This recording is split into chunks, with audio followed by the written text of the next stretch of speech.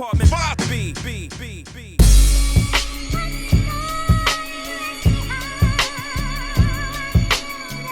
You're now tuned into the Apartment 5B podcast, where we chop it up about hip-hop, R&B, sports, love and life.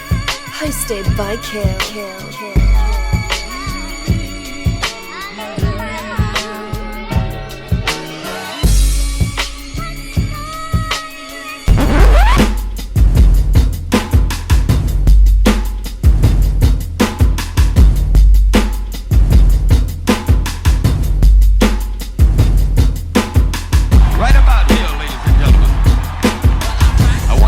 Yourself and your soul together. This man will make your liver quiver.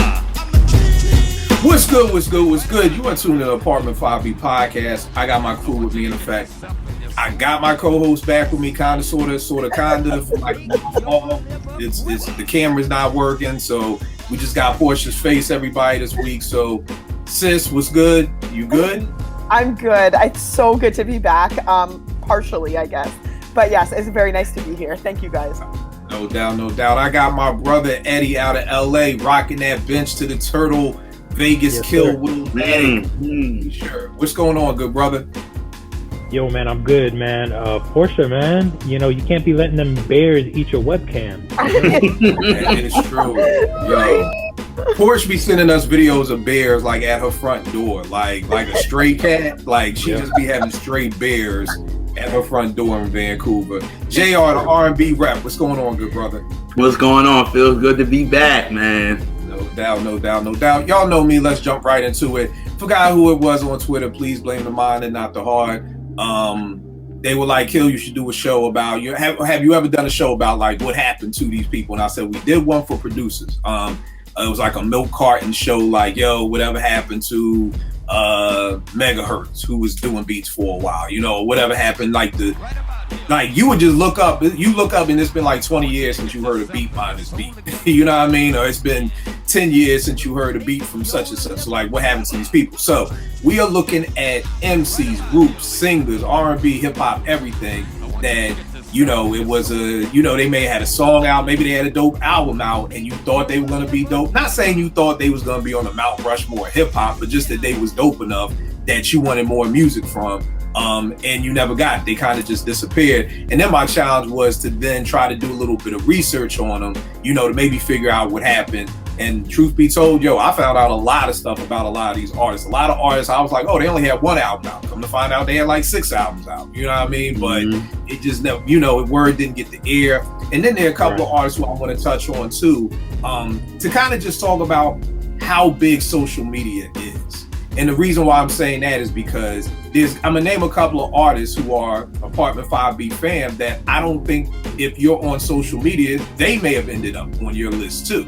You know what I mean? Because, you don't have 106 in Park anymore. That's how I always knew an album was coming out. You don't have The Source. You don't have XL. You don't have Vibe. So if you're not, and I'm not talking about Facebook social media, I'm like, Instagram or Twitter. If you probably don't have those two things, you may not know when music is coming out and things like that. One of my homegirls didn't even know about D'Angelo's Black Messiah album. I'm like, yo, how did you know about this album? She's like, where would I have heard it? Do they play it on the radio? Like, and I'm like, damn, like that's a good point. Like, where would, if you don't hear by word of mouth and you don't have people in your circle that's going to tell you about the music? So we're going to be chopping up all about that. Porsche, why don't you give us somebody who you got on your list, who you thought was going to be dope, or who you just enjoyed and then they kind of disappeared, and if you found out anything about it. So my first person is going to be Diana King. I love Diana King. I have always, I guess it was like just her energy and her, just in general, her music. I really liked it. Especially Shy Guy from Bad Boys. Like that was just the song that I don't know. I played it all the time. And I really wanted more from her in that same vein, so to speak. And then all of a sudden, like, she was nowhere to be found. But just doing like the research for this show, I found out that she actually had like 3 albums after that. And I don't know what happened. Like, none of them were promoted. None of them were, I don't even think any of them even charted so that her name would even come up. So I kind of feel like, I don't know, like I didn't get too much into it. So I don't know if it was like the label not pushing it or not doing her justice to push it, or if she had other things going on. I know she is sick. So there is a little bit of a health issue there, but yeah, she did have 3 full whole albums up until 2011. But the last time she was on my radar was like 97. So, you know, Diana King for me, I love her. I still love her. And I go back to her old stuff, but I don't know. Now tell me this, I know the name, but I'm not placing the song. Like, what was the song that she was known for? Shy Guy from Bad Shy Guy Boys. was her biggest single. And then she's the girl that is on Biggs. It's Big's Respect. She was featured on Respect. Diana King. Okay. Yes. Okay. So, and then she did Save a Little Prayer too. Okay. And you said Shy Guy off the Bad Boy soundtrack, like the Wilson. It's off the Bad Boy soundtrack, but that's where we would have like heard it the most. But it's on her Tougher Than Love album, which was released in '95. So, and that Tougher Than Love album to me is it's like a 4-mic album. I love it. I absolutely love it. All right. That's a good pick. The first person I got up, I don't know if cats remember this boy, 9. It was like back in 90. When did this drop? Back in 94. He had a single called What You Want. He had the ill, deep, raspy voice. He's like the video, he's driving around in the Jeep. You know what I mean? Had the, like I said, an ill, raspy, deep voice or whatever like that. And again, not that I thought this dude was gonna be, you know, the truth or anything like that, but it was a dope single. You know what I mean? The beat was dope. It was enough to like, you know, kind of, you know, pull me in.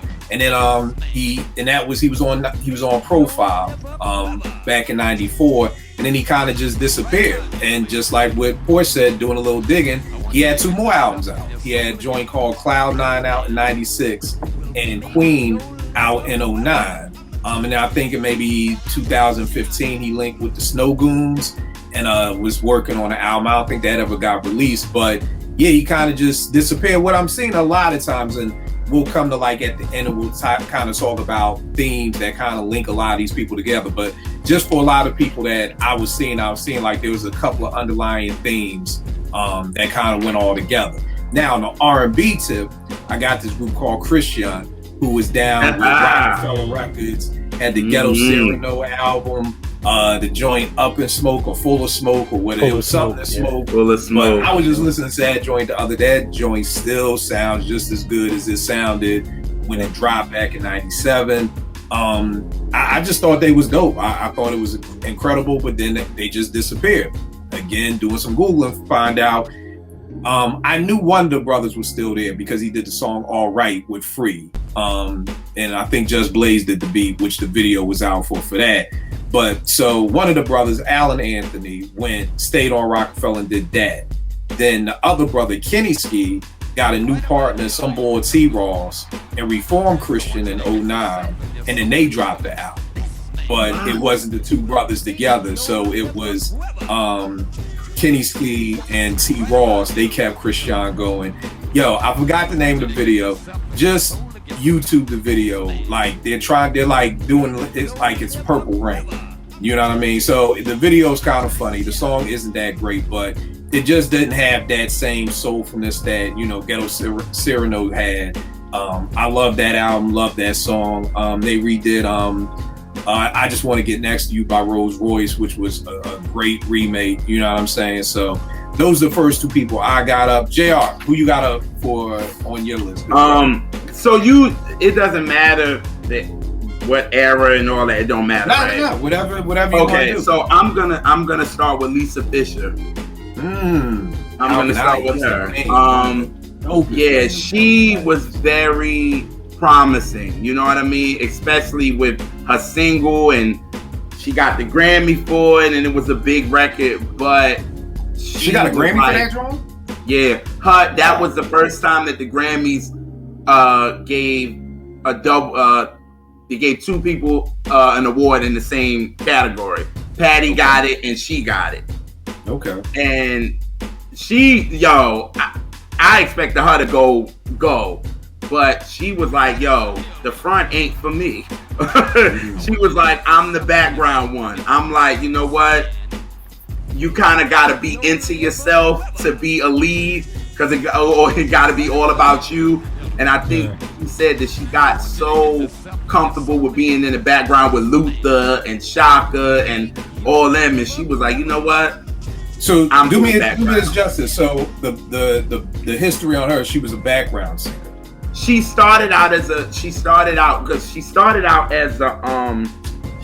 came out with a joint in like 84, because she's from Brooklyn, and she came out with a joint in 84. It was kind of like a dance hit, you know what I'm saying? It was putting it kind of like Lisa, kind of like that freestyle type.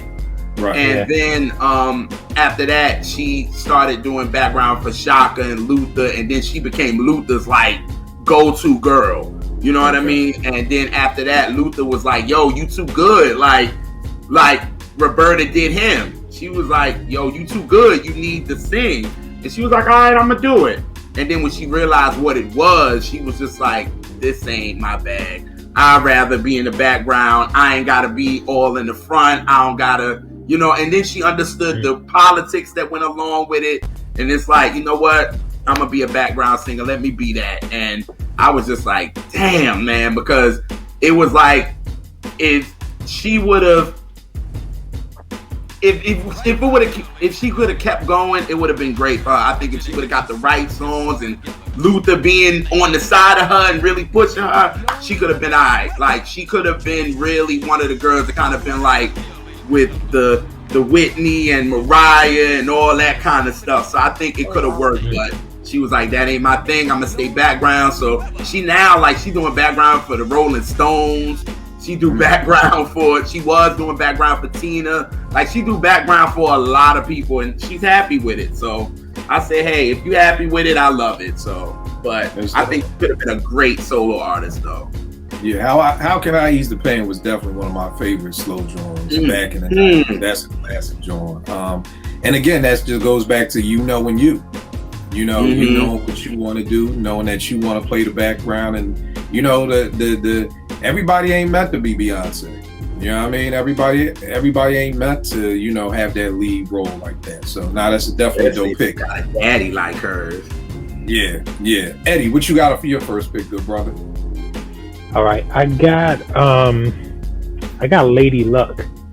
So Lady Luck, she was a dope female MC. So she was on the Simon Says remix. She was signed to Def Jam and then got dropped. So I think while she was signed to Def Jam, she was on one of them EPMD albums, sorry. And she was on the Symphony 2000 with them and Red and Meth. But I guess she got dropped, yo. Like, I guess, you know, she had some albums, but all of them were like more recent, like in the 2010s. You know what I mean? Okay, so Simon Says. So she had a revive. 98. So she from 98 to like 2010, she just kind of was in my head. But she was, I found out she was on a reality show that I never watched, First Family of Hip Hop. So I'm kind of wondering, like, how you get on this reality show with, you ain't really had a career before then. Or like, you did, but me neither. But like, I feel like that might have jumpstarted her back up. Okay. But, you know, she was on a few joints, but didn't really have anything as far as a solo album. And I guess she was on this reality show, and that jumpstarted her again. Yeah, I know that First Family of Hip Hop, right? Okay. I don't remember nothing about that. I know my OG. It only lasts one season. Okay, I know Roots did some joints for her when he was up at Def Jam too. So, you know, I'll definitely get in his ear to find out if he knows anything else about that. But yeah, I know he was working with her through a Def Jam deal up there with her. But yeah, I totally forgot about Shorty too. But yeah, I definitely remember her.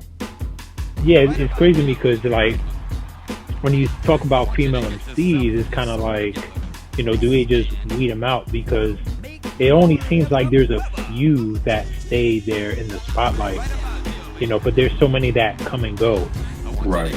and like she's one of them. No doubt, no doubt. Porsche, you got up for your next one, miss.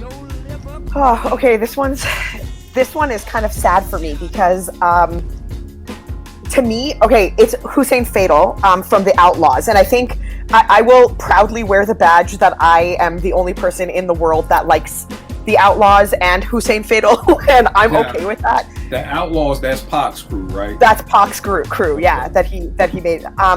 But Hussein Fatal. Quick question. So, are the Outlawz, would that kind of be like how Nelly had the same Lunatics and how M had D12? How Big had like Junior Mafia? Yeah, that's like his. Yeah, okay. exactly. So we would have heard Hussein Fatal on When We Ride, so on Pac's All Eyes on Me, and then he was in Hit 'Em Up again. So we would have heard him on Hit 'Em Up. Those would be the two that he would have stuck out on. And it was actually When We Ride that I sort of he kind of jumped out for me. And I love his verse in that song so much. And then all of a sudden, like, Pac passes away, and sort of like how it was with Junior Mafia, like, I just figured they fell apart, and Pac wasn't there to hold them together as the glue, so everyone kind of just did their own thing. And then I found out that Hussein Fatal actually passed away back in 2015, and that kind of hit me because I was like, holy moly, like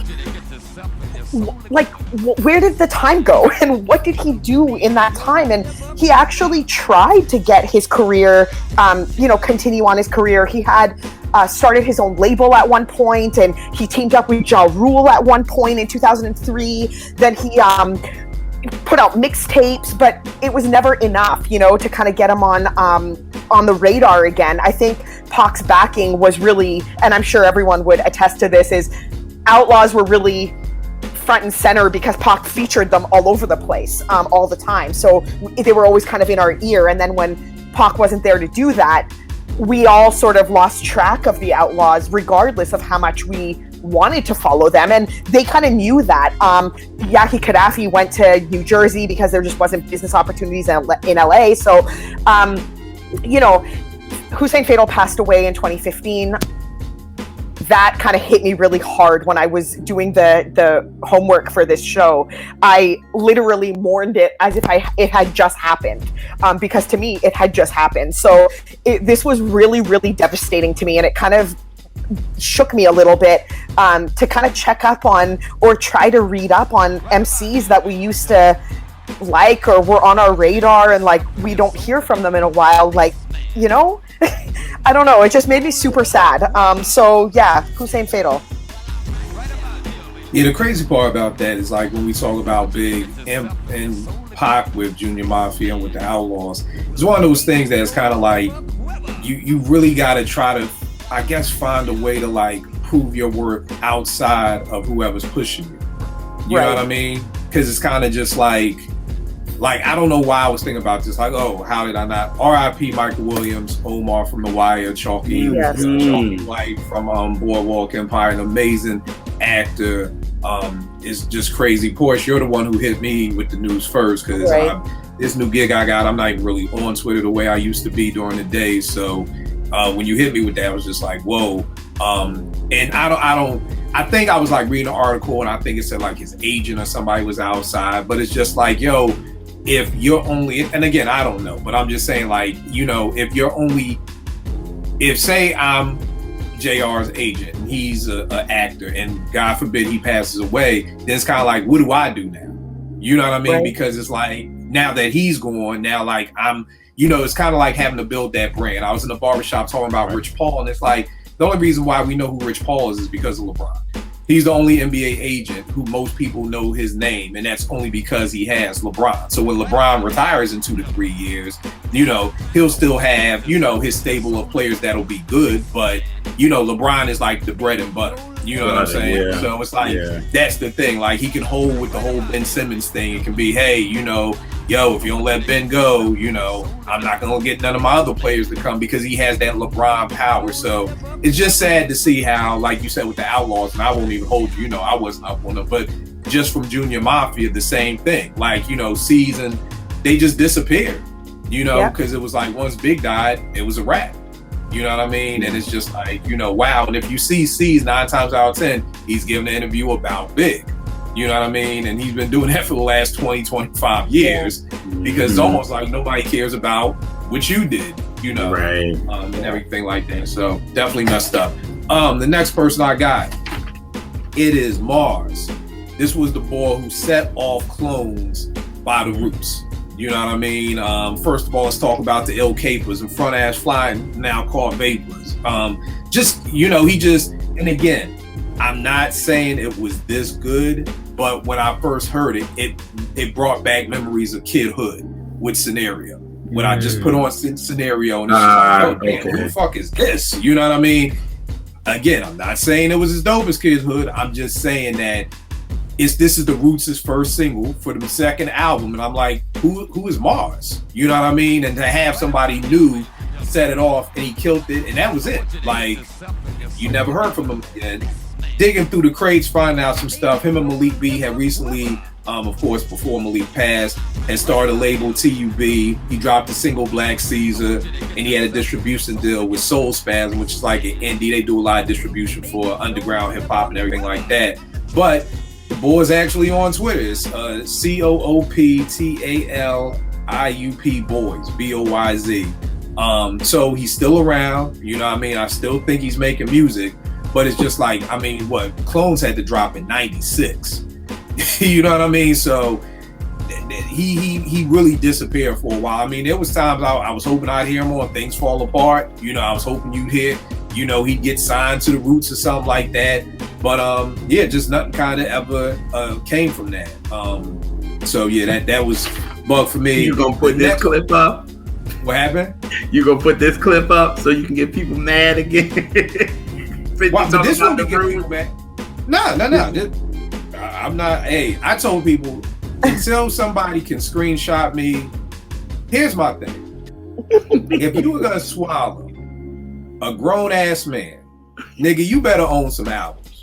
Like, just we gotta keep it. That's true. So, like I told people, how did I shut all the motherfuckers up? I put all my Root CDs up. And your vinyl. You damn sure. Vinyl. So at the end of the day, I'm like, until you mofos can show me that you own at least 4 of these Roots albums, that's it. And the timeline did get a little quiet after. And I ain't heard nothing else since. So that's how you gotta do. I learned in life, you want to make people be quiet, make them show you some receipts. So my thing is, and I'm not a stan. I'm the one telling you that the Roots aren't legends. Black Thought isn't a legend. And look at all the music I own. And see, when people hear that again, it's like you don't like them. I own all of this shit. I love the Roots. Just because you don't think somebody is a legend and they deserve a statue outside the stadium, don't mean. JR, you probably loved Anthony Mason. Do you think he deserves a fucking statue outside Madison Square Garden? Absolutely not. Like, that doesn't mean you didn't love him. I used to love how he would have this name written in his head and everything. Like, that doesn't mean you don't. But again, we got to bring folk back because we're living in this world of, if you don't think they're the greatest ever, then you must not like them. So, number one, and then people are like, oh, well, you must have never heard Black Thought. My nigga, I will forget more Black Thought lyrics than you will ever know in your life. Like, look at this. People like, oh, what's From the Ground Up? Nigga, how you a swallower and don't even know what From the Ground Up? I'm sorry, y'all. I didn't expect Kill to go left. I'm sorry. I mean, I know it's a rationale of what we have to do. Because my only thing is, if you are gonna, you have people who are like, I'm a stan. You have people who will readily admit that, but I'm like, if you're a stan, then you should own. You should be on eBay. It don't matter that it's streaming. You can go on eBay and you should be like, I am buying every Roots out. I'm buying 5 of every Roots out because I'm a stan. So that's my thing. If you gonna stand for a nigga like that, bare minimum own some of their shit. Like, come on, y'all. You can't tell me Black Thought the GOAT. Well, but all you own is Do You Want More in Philadelphia. All right. It's like I said, I got 9 million people. What I say, Porsche? I said something like things I found out today on Twitter. 9 million people love the Roots, but only 20,000 people buy their records. Yeah. Right. I mean, you were a little more generous. You said 378,000, and I was like, Kill, you need to bring that number way down. That's a little aggressive. Again, it's like, my thing is this. If you were going to do a job, what they say in the 5 Heartbeats, Dunk, if we going to do it, let's do it right. You know what I mean? Right, yeah. If you were gonna stand and swallow a nigga, swallow that nigga. own all these stuff. Like, if you're gonna do it right. Don't half step on swallowing somebody. So you should be owning their stuff. I'm expecting people to be like, look at this piece of paper kill I got from 1998 when they performed Things Fall Apart and Malik signed this. Like, show me some type of memorabilia or something if you are gonna be a stan. Like, y'all are the cheapest, brokest stans like in the history of standom. Like, nigga, how do you stand for somebody and don't even own a Roots hoodie? Like, how is that possible? Bro, but I got more. I digress. Yeah. What you gonna say, Eddie? I was saying I got more, and I don't even go that far and call myself a fan. Like, I got a book signed by Quest. I got like these vinyls. I got CDs. I mean, I'm not going. I'm a fan, but I'm not a stan, yo. But it comes down to, it shouldn't matter, because I always say this about the Roots. I have brought every album, even the albums I don't like, just based off of what they did for Philadelphia, what they did for my hometown. Right. I have brought every book Quest has written. And y'all know I don't even fucking like Quest. You know what I mean? But it doesn't matter. See, like don't got nothing to do with it. You see what I'm saying? I brought Quest cookbook. Niggas, I don't cook. And I still brought the niggas cookbook. Just out of support for, again, what you did for my city. You put on so many musicians from my city. You put on so many acts from Philadelphia. I don't know if we have Jasmine Sullivan without the Roots. I don't know if we have Bilal without the Roots. So you done so much for my city. I'm going to support you. And that's just from being a fan. So if you are a stan, which is supposed to be a fan, like you're above me, then you should be doing what I'm doing even more. So that's the other problem with these stands. Y'all niggas don't even know the goddamn rules to stand it. Like, and I can't teach you because I don't know the rules. My God. But on an R&B tip, I got this shorty right here, Laurnea. She had this joint out back in the day. This was 97 at the time I was living in Atlanta. And this joint came out. She had this joint called I Can't Let Go. Love this joint. Love this album. She also had another joint off here called Infatuation. That was dope. And then she disappeared. Again, doing research, she had 3 more albums out that I had no idea about. She had Laurnea 2 in 2000, New Territory in 2003, and I Remember in 2005. I think what happened to a lot of these groups is, and I'll save that for the end. But so yeah, Laurnea is my second joint. JR, who you got up next, man? I got another female. Her name was Tina Moore. What's the science on her? She came out in like 95, and she had her single that I think everybody would know from her is Never Gonna Let You Go. And then she did At Last with her cover of At Last for Etta James. And she did that, and she performed it like on Video Soul and all that, but after that it was like she went nowhere. And I think one reason why is because of her and Tony kind of having that same kind of style. Tony Braxton, yeah. Okay. And if you listen to her vocally, you listen to Tony, you kind of see it a little bit. So you already know the comparison was there. And this is 95. Tony was that girl. You know what I'm saying? So it would have been really hard for her. And then she was on a label, and it was one of those, kind of bottom of the barrel type of labels. So they didn't have the backing, you know what I mean? And of course she got into a bad deal, you know what I mean? So after that, it's just like you got that single from her. If you go on YouTube, she got a lot of videos. She got Color Me Blue, which is a video, or her album that is entitled Tina Moore. And she got another single that she came out with, All I Can Do. But she got these videos up there. But I did my research. Come to find out, she had 2 more albums after that. I didn't know this. I was like, whoa, okay, because I didn't know that she stopped afterwards because the industry kind of tore her up for real. So I know she was doing gospel for a minute, but that was all I knew. But she came out with 2 albums afterwards in 2000 and in 2002. And I was like, oh, okay. And I checked it out. It's cool. You know what I'm saying? I'm not going to be like, oh my God, it's the best thing. But it was just like, after I heard, I was like, yo, what happened to her? You know what I mean? Because I definitely saw something for her. But again, when the comparisons start with her and Tony having that same style, it was like, you're not going to when you got a machine like Tony and you got her, it ain't gonna never work. You're never gonna beat a machine. So, but I think she's dope. So if you check out on YouTube and all that good stuff. You said Tina Moore? Tina Moore, yeah. All right. And where's she from? Like, was she down with anybody? No, she was from Michigan. Okay. All right, no doubt. Was she from Michigan or Wisconsin? One of them. I think she's from Wisconsin, yeah. It's hard because it's just like with Morgan. When people were like, yo, did you know such from Morgan? I'm always like, well, who they run with? They was from New York, they was from Jersey. Right, I got it. So she wasn't down with no crew. She didn't have a producer. Nothing. Nah. It's hard to survive in the 90s like that. Like, and I was just about to say that too. It's really hard. Somebody, you gotta have some type of backing or something. Like maybe Babyface might have wrote for you, Jam, or Lewis might have wrote for you. You had to be down. Like even when Monica came out, it's like you're down with Dallas Austin because Dallas Austin, it was dark studios. So it's like you had to run with somebody. Because if you just say Killer, I don't know who they ran with. Well, then I may have been best friends with them. Not best friends, but if you didn't run with somebody at Morgan during that time, you would have got lost in the sauce. You know what I mean? So that may have been something that. Well, a lot of '90s groups and '90s artists got lost in the sauce because there was so many of them. So right, no doubt. Eddie, who you got up next?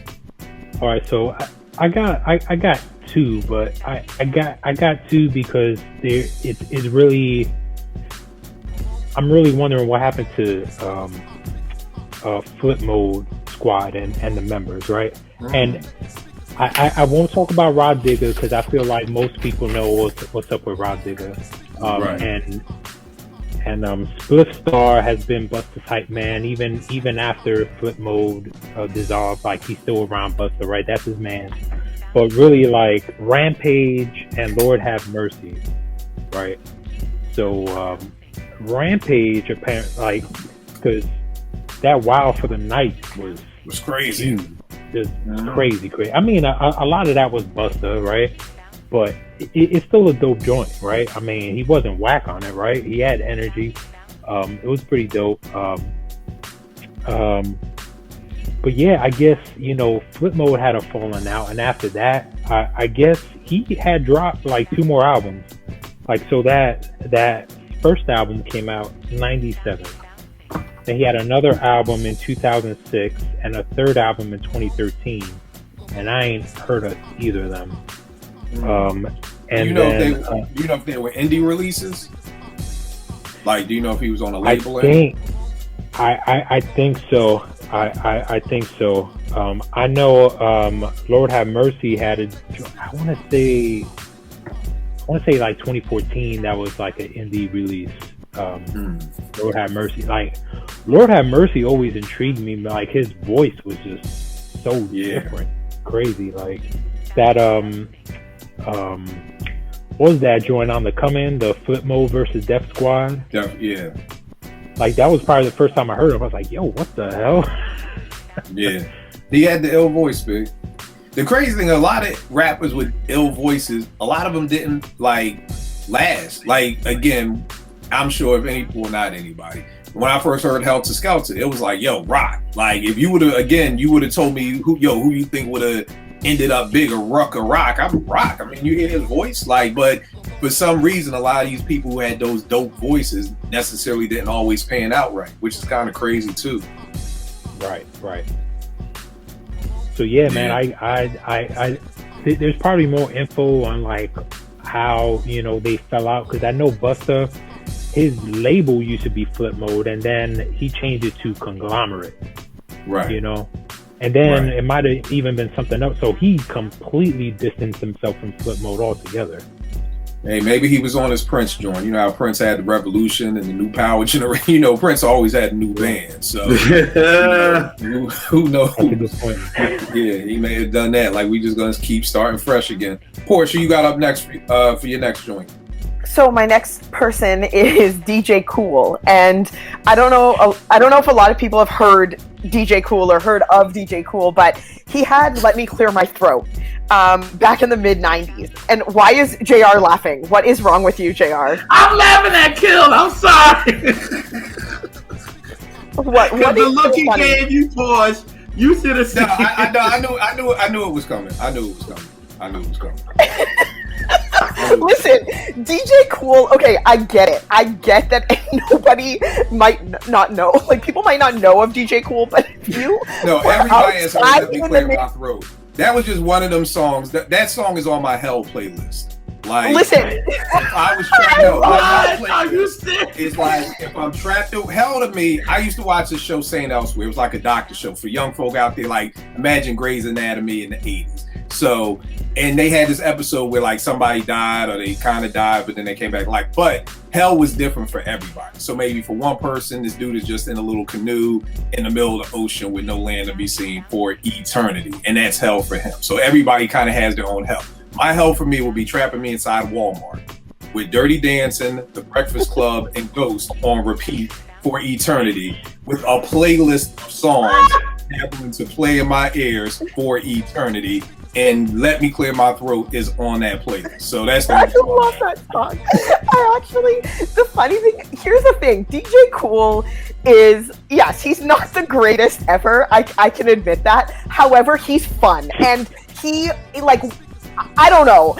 I mean, you guys had maybe more access to different things. We maybe didn't at the time, but Let Me Clear My Throat was definitely an anthem. It came on all the time. It got played definitely everywhere. I'm the odd man out on this. This is one of those when I know I'm the odd man out, because if you play Let Me Clear My Throat at Bahama Bay and Philly, here's the thing, that song was recorded at Bahama Bay. DJ Clue has a track on that album called I'm Not From Philly, because people thought he was from Philly. Like I said, if you play Let Me Clear My Throat in the 90s at Bahama Bay, Bahama Bay was this club in Philly. It was on Penn's Landing, so it was like on the water. They had sand, volleyball courts, and it was dope. It was a dope spot. But like I said, I know I'm the odd man out, because anybody my age from Philly, if they hear Let Me Clear My Throat, is going to take them back to what they were doing at that time. So I know I'm the odd man out. So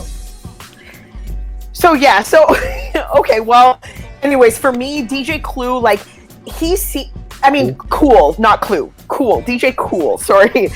He seemed like he would be one of those DJs or have that type of music that would sort of keep going, at least like to be one of those ones that gets played at clubs all the time. And, you know, I thought at the time of Let Me Clear My Throat, I thought we're going to hear songs like this, as corny as they are, but fun, all throughout. And he kind of disappeared after, I want to say like 97 or 98, and I don't know what the hell happened to him.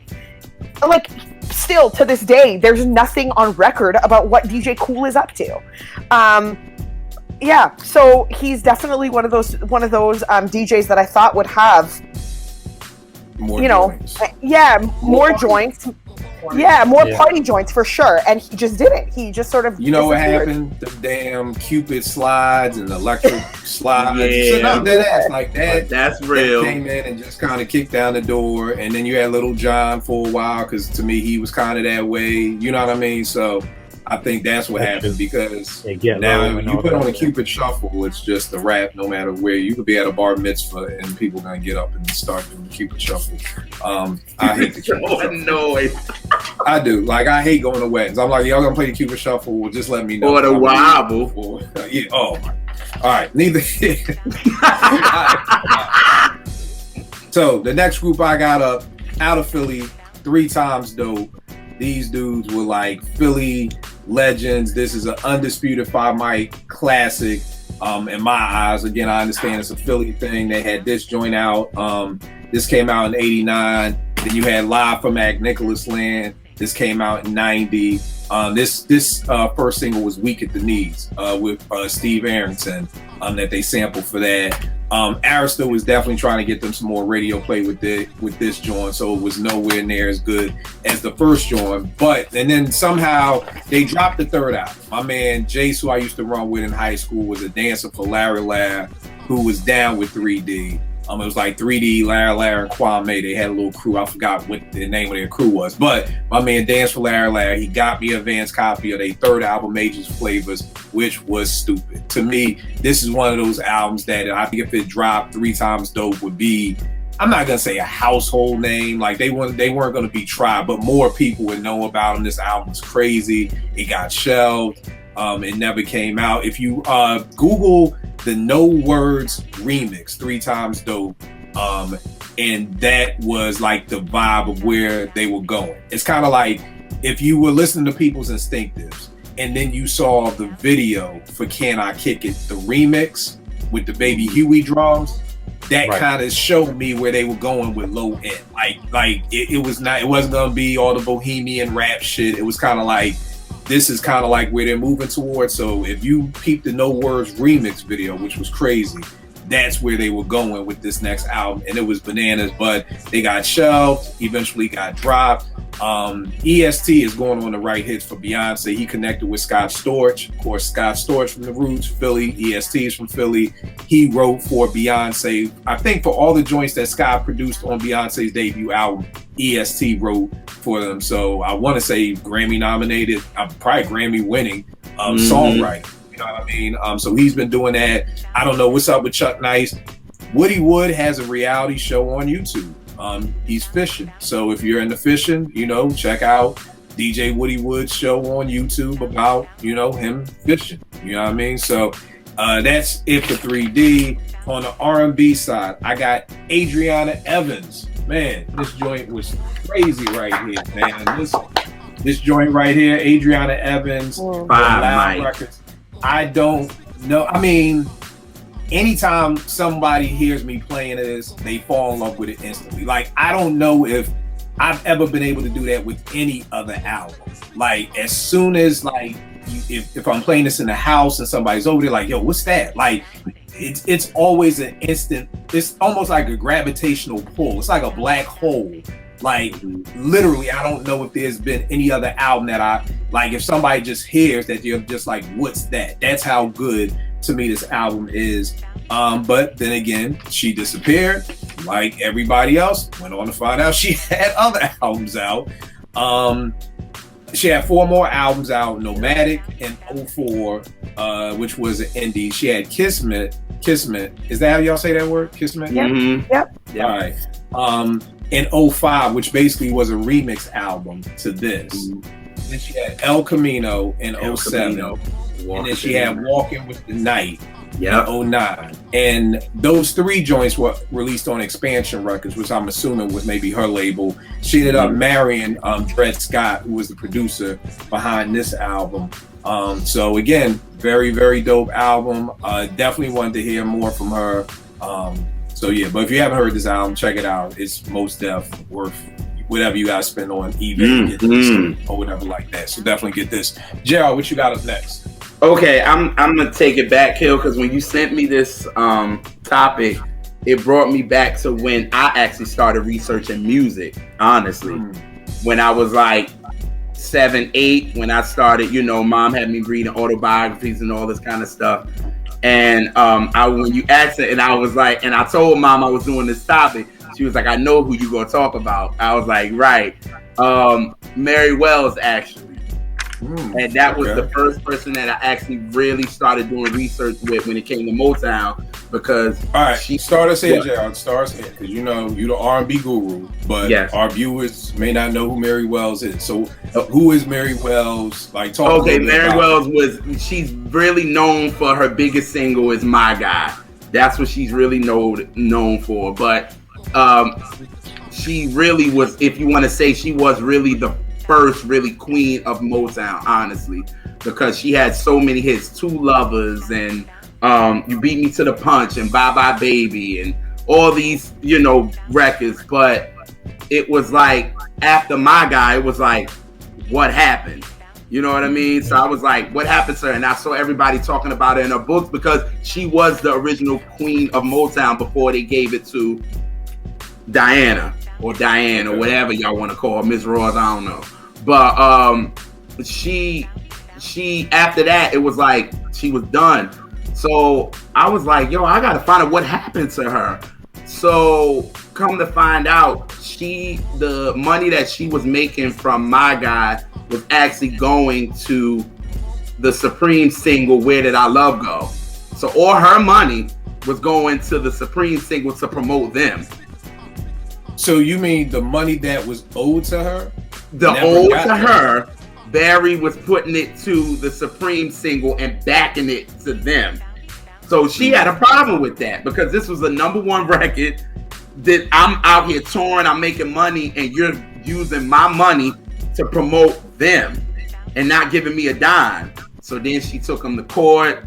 You know, once you have a machine behind you like Motown, you're not gonna win that one. So she ended up, they ended up giving her like $200,000, and basically she didn't own her name, so she couldn't really promote herself like the Mary Wells that everybody knew. So she tried to go to another label, which was 20th Century Fox, and they tried to promote her, but then of course they was getting legal stuff with Motown because they like, you're not supposed to be promoting her like Mary Wells, like if she was a part of Motown, and that's what they were doing to, you know, get a little buzz. So then she had to go to another label. Then she went to another label. Then she went to another label, and then after that, it was just like for like 10 years she didn't do anything, and she married one of the Womack brothers, and then she started messing around with one of the Womack brothers while she was married to him. Then she was sick from Time out. TV time out. So she's married to a brother. She's married to a brother, yes. Then she started messing with a brother. It was just a drama. Then she got sick, and then all that. And then, you know, after she got with one of the other Womack brothers, he was abusive to her. So it was just a lot. And then after like 10, because this was like about, I guess like 71, by 81, somebody from CBS saw her and she got another little hit or whatever like that, but it wasn't never the same. And then after that, it was like, you know, then... I mean, what year did My Guy come out in? 64. Well, hell yeah, if you come out in 64... But no, I mean, she had like a couple of like minor singles, as they say, but it wasn't as big as those because, again, from 61 to like 64, she was bringing out hits like this. But then afterwards, it was like once Barry kind of put the, you know, the stop on everything, it was like nobody is gonna go behind Barry. You know what I mean? So it kind of heard her. She went to Atlantic thinking, okay, I'm gonna go to Atlantic. They couldn't do nothing for her. So by then, music has changed, and everything that was like you always say 2 years makes a big difference. A big difference in music, and it did, because it was like she got with Atlantic in 67, but it wasn't the same vibe that Motown was giving back then. Now you got Aretha and all these new girls coming in, so you can't compete with them. So it was just she had it, and then, you know, sadly, you know, afterwards she got sick, and then she actually passed. So, but I always want to know what happened, because I'm like, you had all these hits and you had a big banger with My Guy, and then you just, what happened? It's like everything stopped. So finding all that out. So yeah. The sad part about that, man, is it kind of shows you that sometimes, you know, because people always say, oh, we'll sue or take you to court. Sometimes that actually may not be the best chess move on the board, you know, because like you said, you're not winning against Motown. You if you don't have the lawyers to rumble they lawyers, it's almost like if you in the hood and you know what your crew is capable of.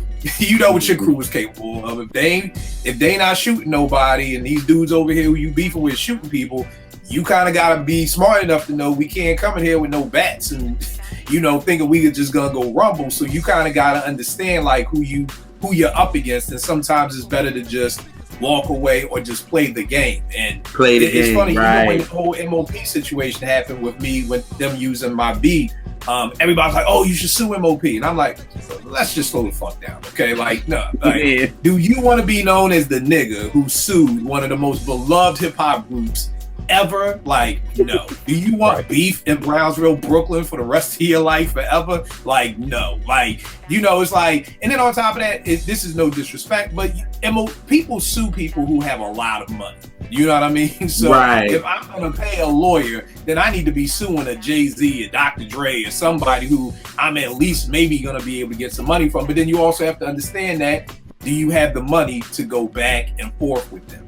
Because with lawsuits, it's litigations, and they're just going to have their lawyer keep passing it off. And now your lawyer got to keep. So eventually, if you don't have, and it's sad. It's sad. You know, it's sad that you are put in this position of, I got jerked. But if I don't, and I don't have the money to rumble them because I'm trying to rumble them for the money they owe me in the first place. So, are you going to go in debt? Are you going to put your house up and take out a second mortgage? Or are you going to do all of this to maybe end up in a fight where you just lose everything? Or is it better to just go along with the program? And it's a sad situation to be in, and it's definitely sad that that situation ended up like that for her. But again, it's hard to fight the machine, man. Man. Which goes back to, since we talked about swallowers earlier, we can take swallowers to another level of swallowing, which is the celebrity swallowing, which is even more pathetic than the regular folks swallowing. When Drake dropped last week, I can't tell you how many blue check mark people, oh my God, this album's a classic. It's this, it's that. I think, Eddie, you was talking to somebody, and I was like, bro, this dude just is trying to set himself up to be on the next Drake album. That's all he's trying to do. All these celebrities are talking about, oh, this album is incredible. It's the greatest thing ever. All they're trying to do is position themselves and hoping that Drake is seeing this response and be like, oh, okay, word, he fucked with me. Okay, let me get him on the next album. Everybody's just trying to position themselves, in a certain place. Bleak said something this week that Nas couldn't go head to head with Jay. And he got 20 tones. But niggas hit me like, yo, Bleak bugging. I'm like, what the fuck do you expect Bleak to say? Jay is his man. You know what I mean? But he could have just. But JR, here's the thing. Number one, here's an equation I told my man. If you don't like your boss, are you gonna get on social media and talk shit about your boss? No. Where you can get back to your boss? No. Jay-Z is the boss. Right. So, and your boss. If he would have said, yeah, Nas may be able to. Jay seems like one of those people that, nigga, you better rock with me to the end or get off the train. So I don't even want to hear you say Nas may be able to fuck with me, nigga. It's nobody can fuck with me. And you can go ahead and say Nas can fuck with me, and then figure out how hard it is to keep paying your mortgage and everything when I cut you off from Rock Nation, right? And take away that little vice president job you got. So that's the hard part about it. I'm like, yo, I don't expect Leak to say anything. Primo, when they said Primo, who won the Nas J battle? He said Nas. You ever heard Primo in the studio with Jay-Z ever again? Absolutely not. So, and again, people are trying to position themselves. Jay-Z is Rock Nation, so he's music, he's sports, he's about to get into gambling. Jay is a billionaire. Everybody's trying to position. Why do we have this dumb shit that's going around? Would you take $500,000 a dinner with Jay-Z? Like, this is where we're at with the Jay-Z. That shit's stupid. Because I'm taking that for $500,000. Where everybody is trying to position themselves to get with them. So again, once you become part of the machine, you have to play a certain game. So, but you don't think he could have just said, yo, I think Jay will win, and that's it? Like, he didn't have to even add that Nas didn't have 20. He could have just been like, I'm behind my mans, he's gonna win, and that's it. I agree, but your mans. So you know that Jay seems like he's one of them people who is either you're loyal or you're not. Ask that nigga Tata what's gonna happen. He gonna talk some shit about Nas too. It's not just Jay just gonna win. We gonna diss Nas too while we at it. You know what I'm saying? So again, it's just one of those things that once you become part of the machine. When I was on the radio 889, I couldn't get on the radio and have the same discussions I had in my dorm room on the radio. Because people are listening. Yeah, I'm realizing that now. Here's the thing. Guess what? If tomorrow OVO Radio decides we want Apartment 5B as our number Portia is leaving. Portia I know. You better not change this. I would have to better not. Now here's the thing. You can get a nice check, but you can't talk shit about Drake. Yeah, and then that would be up for Portia to decide. Hey, here's the thing. I'm trying to think who don't I like. I don't even know who I don't like as much as you don't like Drake. For a nice check at 47 and they go into college in 3 years, I can shut up. I can be quiet. I will not say nothing bad about my economy ever again in life. I don't have to big them up. I'm not going to big them up, but I will be quiet for a check. Please, somebody cut me a check for 6 figures. Please. Ew, for real? Let's see. Struggle and make my daughter take out loans and all this other shit to go to college. Stop saying I don't like a rapper. Nigga, stop saying I don't like a rapper is so... Oh, You saying not even talking about him at all? Don't even say anything. What I'm saying is, it's the Apartment 5B joke that we all know Drake. Porsche does not like Drake. Like Drake, yeah. Like I don't know anybody else up here that there's a person who y'all just know Kill don't like, or Eddie don't like, or Vern don't like, or you don't like, or Rec don't like, or Rel don't like. We just don't know that. But I'm just saying that because we're indie, we can talk shit about whoever we want up here.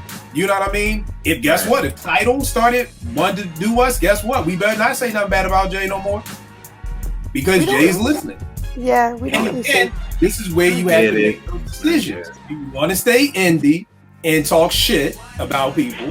Or do you want to make a better life for you and your fucking family and get paid 6 figures to talk hip hop every day? Right. You know what I mean? Be like the politics of it all. The politics of it all. Paul Pierce was just saying he wasn't mad about ESPN firing him because he's like, oh, you guys, every day we got to talk about LeBron. I'm tired of talking about LeBron. Like that, but that's part of the game that if you want to be on ESPN and you want to be on TV and you want to get paid 6 figures to just talk sports, something that people talk in the barbershop for free every day, you can't get on here and say LeBron James sucks. Kevin Durant sucks. Kevin Durant a sucker. You know, I couldn't be on Ben Simmons. Do you know how quick Rich Paul would have sent ESPN in the notice? Like, yo, if y'all don't calm this Philly nigga down talking shit about my client, we gonna not have LeBron come up and do interviews no more. Now I get called into the office, Kill, you have a decision. You can either stop talking shit about Ben Simmons or you can still keep this nice job. Then I have a decision to make. The 26-year-old Kill would have said, eat a dick, and I'm gonna just keep doing me. The 47-year-old Kill ain't gonna tell nobody with 6 figures and making my life easier to eat a dick because I can't talk shit about Ben Simmons no more.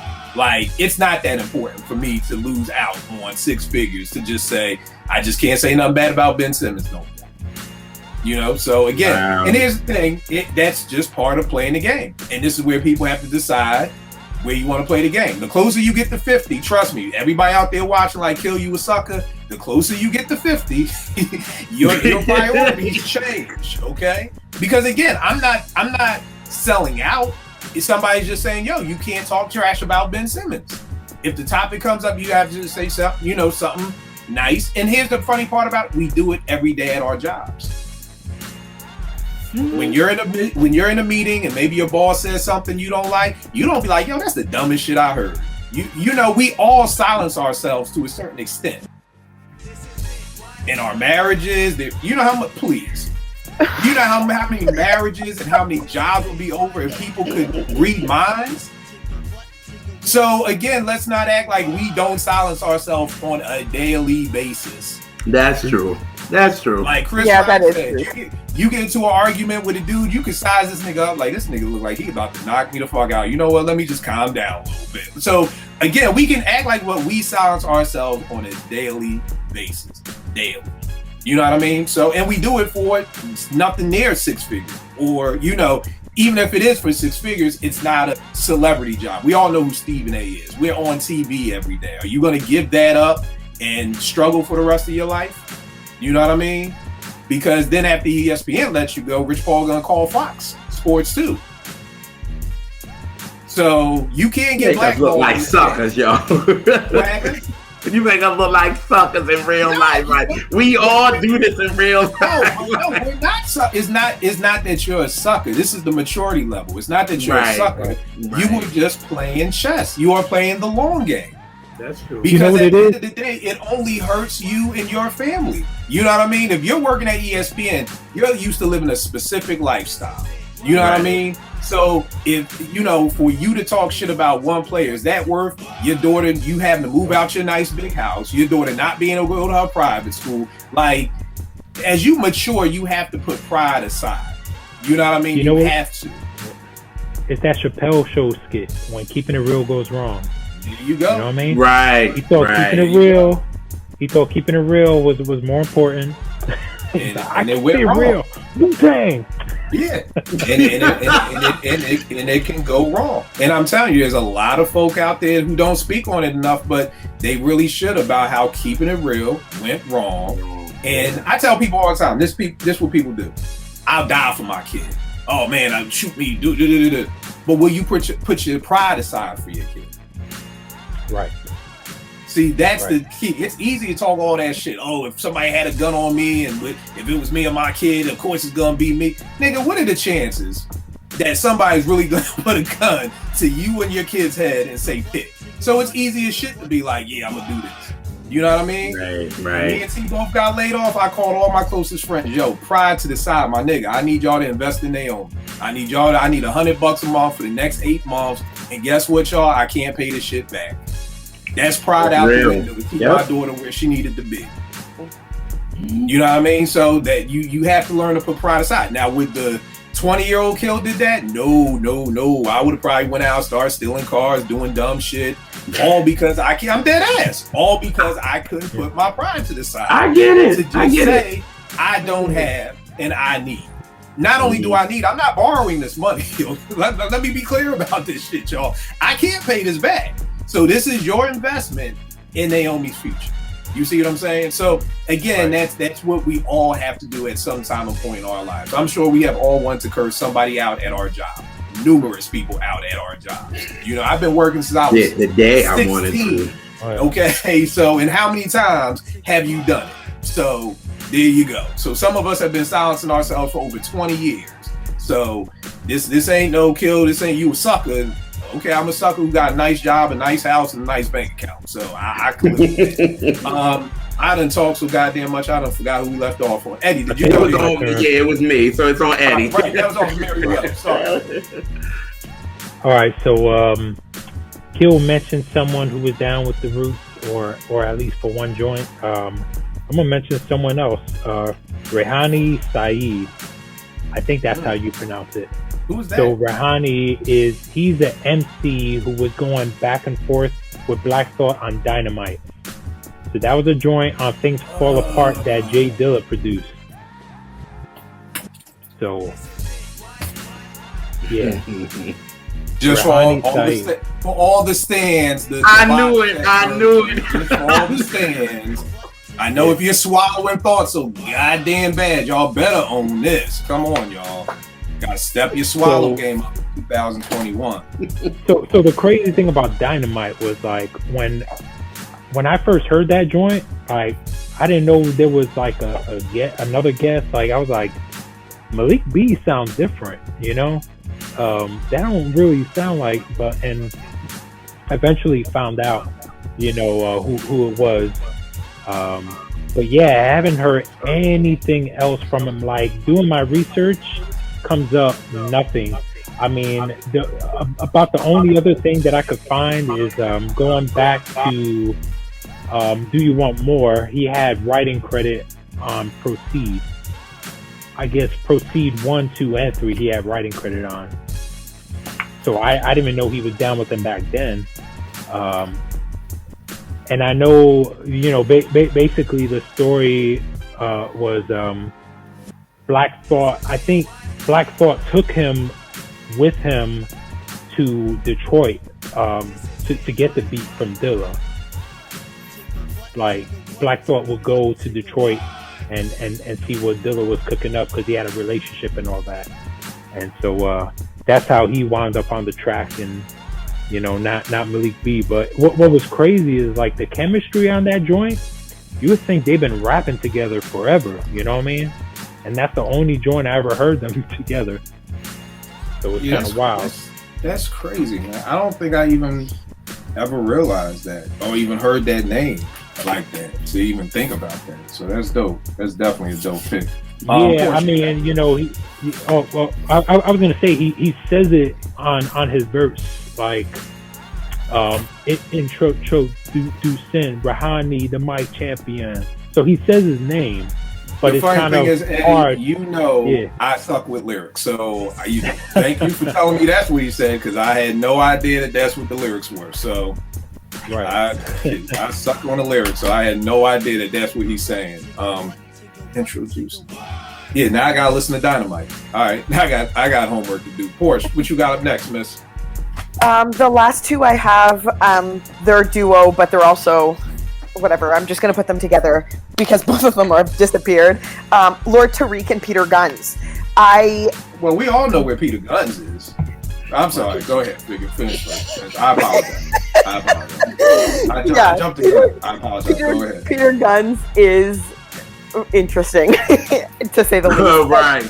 Anyways, and these two, surprisingly, are the only, I think they're the only artists in the history of anything that have a, like, years, you know how there's, like, years active, and it's always, like, you know, when they first got into music, or maybe, like, picked up a book, and it's, like, 1972, and then till present, like, every single artist in the world is active from, like, some really old time until present. These guys are from 96 to 99. They have, like, a reign. Like, years active was 96 to 99, and then there's nothing. And pretty much, like, here's the thing with Lord Tariq and Peter Gunz. I mean, I guess people would have liked them the best from Deja Vu, the Uptown Baby song. Right. I like them from the My All remix they did with Mariah Carey in the So Def remix in 98.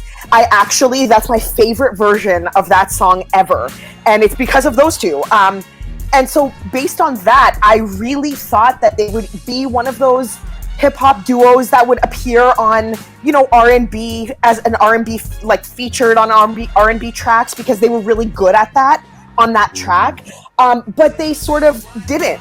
They literally ended their active years a year after that was released. So I don't know what happened along the way, and that they decided to, like, you know what, let's just put a lid on it. Like, just call us 96 to 99. We're good to go. I know Peter Gunz is hosting, I think he's hosting some show called Cheaters, which I've never seen, and I don't know where that is. I guess it's a US show. And he's got like 12 kids. You've never seen Cheaters? I've never seen that. I don't even know where I would find that. So Cheaters before him, and it was hilarious when I found out, like, it was this white dude. He would basically go and confront people. Like, he would basically stalk them out and find them when they were in the act of cheating, and have their significant other, like, confront them. Yeah. Oh, geez. And there was always fights and all sorts of crazy things. I think he might have got shot and stabbed one time, to be honest. Like, old host. Oh, yeah, wow. the old host.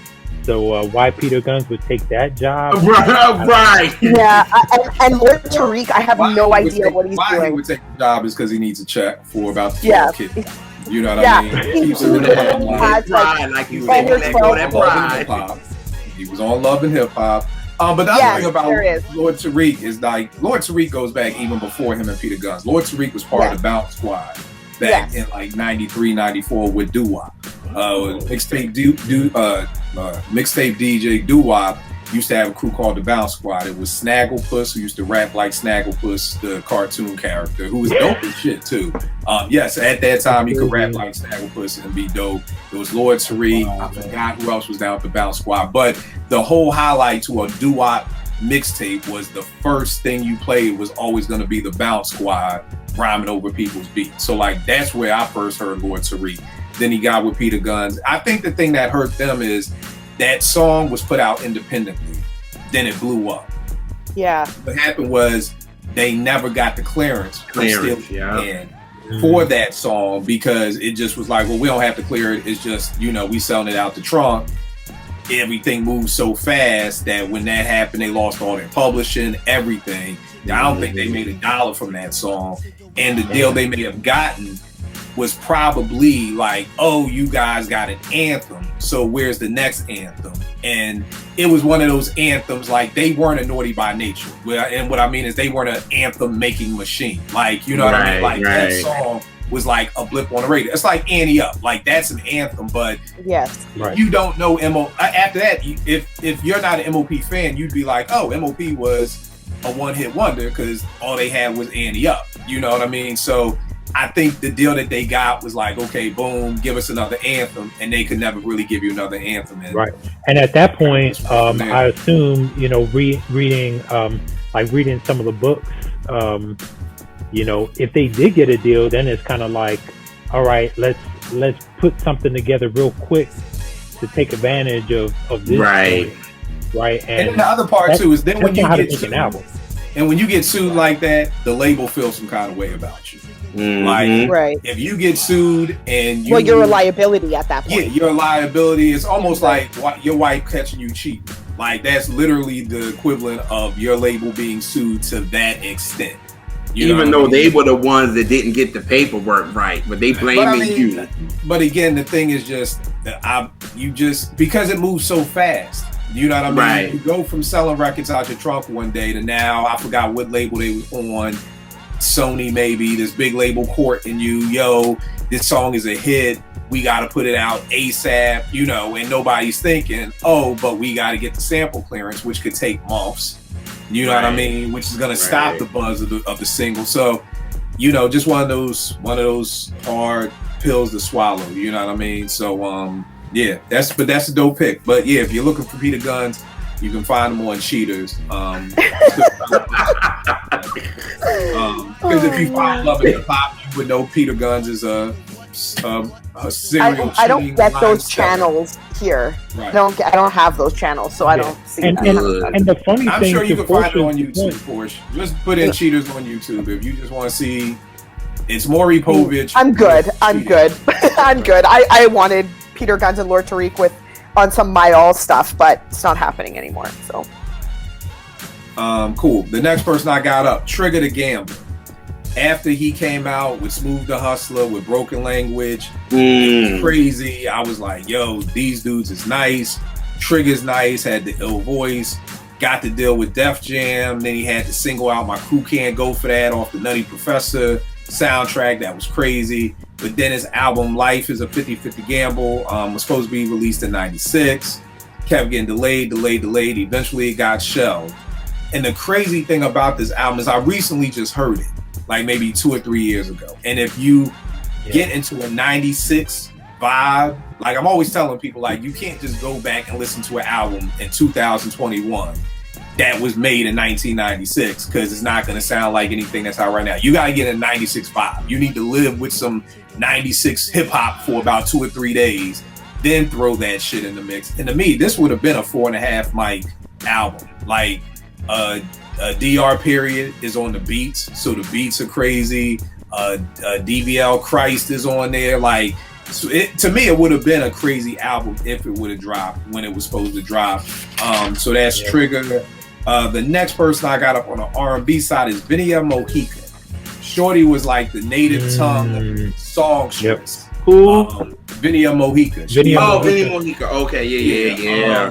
You know, Tribe's verses from the Abstract, De La Soul Saturday. She was the go-to singer of if you had the Howard University vibe of Peace Brother, Dreads, Lots, any of that shit, you smelled like incense, Vinnia was gonna be on your album. And she was on the Black Star joint. She was on Black Star joint. Same thing. Howard alumni, you know, both smell like incense. But the thing is that she never dropped the album.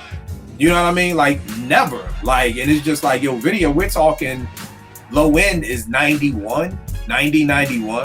You know, Black Star is 98. So we're talking in that 7-year span of dropping, being on featured. She was on PCL. Like, as much as she was featured, it's like, where's the album? It never came out. She had 2 singles, Guilt Junkie and Sands of Time, that are on YouTube, but it's kind of like that's all we ever heard from her. And I thought like she was definitely gonna drop an album, and she never did. So and doing the research, really didn't see too much research, anything else on her except those 2 singles that I never heard them before, but they're on YouTube if people want to hear them. But to be honest, neither one of them is like crazy.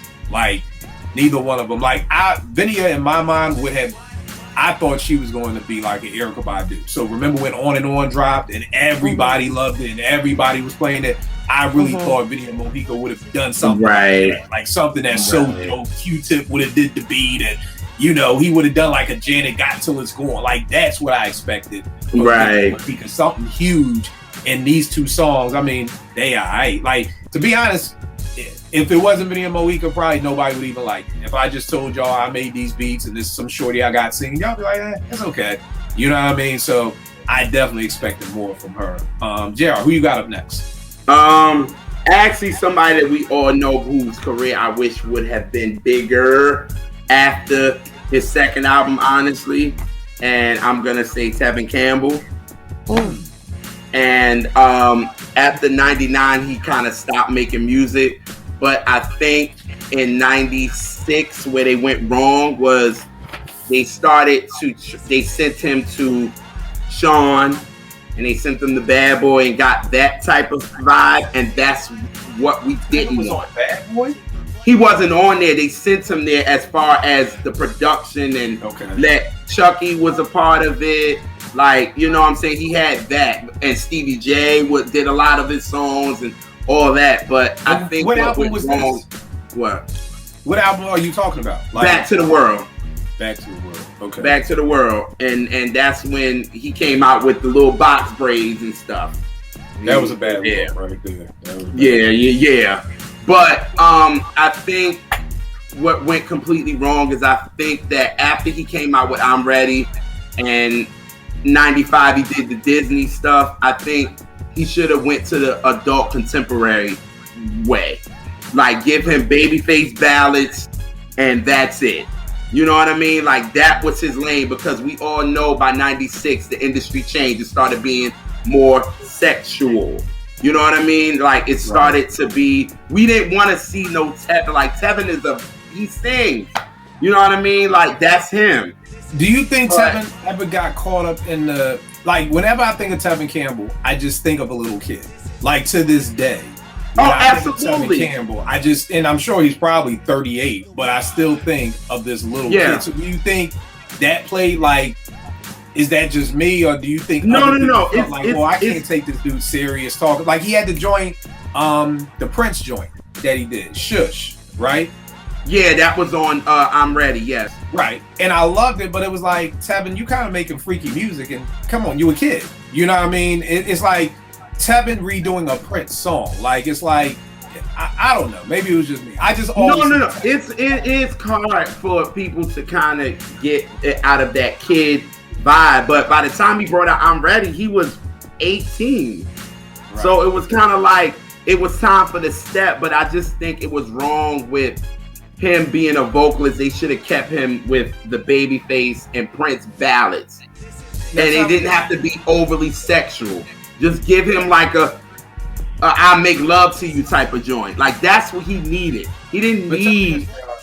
How much do you think?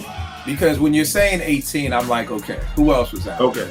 I don't think there were too many male singers in that. Because, you know, at that time we had the Monicas and the Brandies. They were the 18, 19-year-old.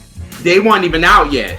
By the time 93 came out. 93, this is still Jodeci, Boys the Men. Right, Monica and Brandy weren't even out yet. Because I was going to say, do you think it's like, because he wasn't no heartthrob boy, like that girl? He wasn't. And that's why I think the lane that they took for Back to the World was the wrong thing. Like, you tried to, of course you got to be new and you got to connect to the new, but I think trying to make him getting that bad boy type of sound was the wrong thing for him. The hard part is, I think, and you tell me because you know better. It seems like with those, it's almost like a celebrity kid. You know, like Gary Coleman or Webster. It's like girls like, oh, he's so cute as a kid, but then when Gary Coleman got older, ain't nobody want to hear what you talking about. Like that, it's not cute anymore.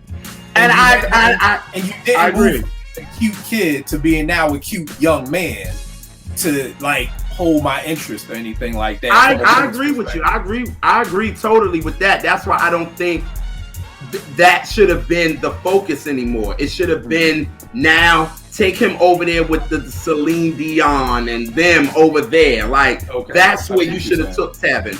We don't need him to be with, I'm saying, like the way they was taking him, it didn't make any sense. And then by the time he did the 99 album, they wanted to take him there, but it's too late.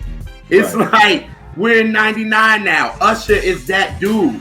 You know what I'm saying? Like it's no more of, we don't care about Tevin anymore. It's no longer about the voice anymore. And Usher is a good example of what I'm talking about. He went from girls being like, oh, he's the cute little boy, to now he's the sex symbol over here. You know what I mean? That's true, because because you think when Usher first album came out, was he was kind of 15, like too 16. damn grown anyway. But Right. So yeah. Good point. Eddie, who you got up next for your pick? All right. This is someone I brought up in the DMs, but Asheru, man. Asheru. He's he had a couple albums that were really dope back like early 2000s with Blue Black of the Unspoken Herd, Soon Come, and then another one called 48 Hours. The crazy thing, like when I look up the credits for both of those, I see Grap Lover's name all over it, but I'm not quite sure what he did. So, Grap, I'm gonna need to touch base with Grap and figure out what his involvement. But he's all up in there. But I ain't hear any verses or nothing like that. But yeah, I mean, I think people now, they know him for the Boondocks theme. Like that's him, the Boondocks theme.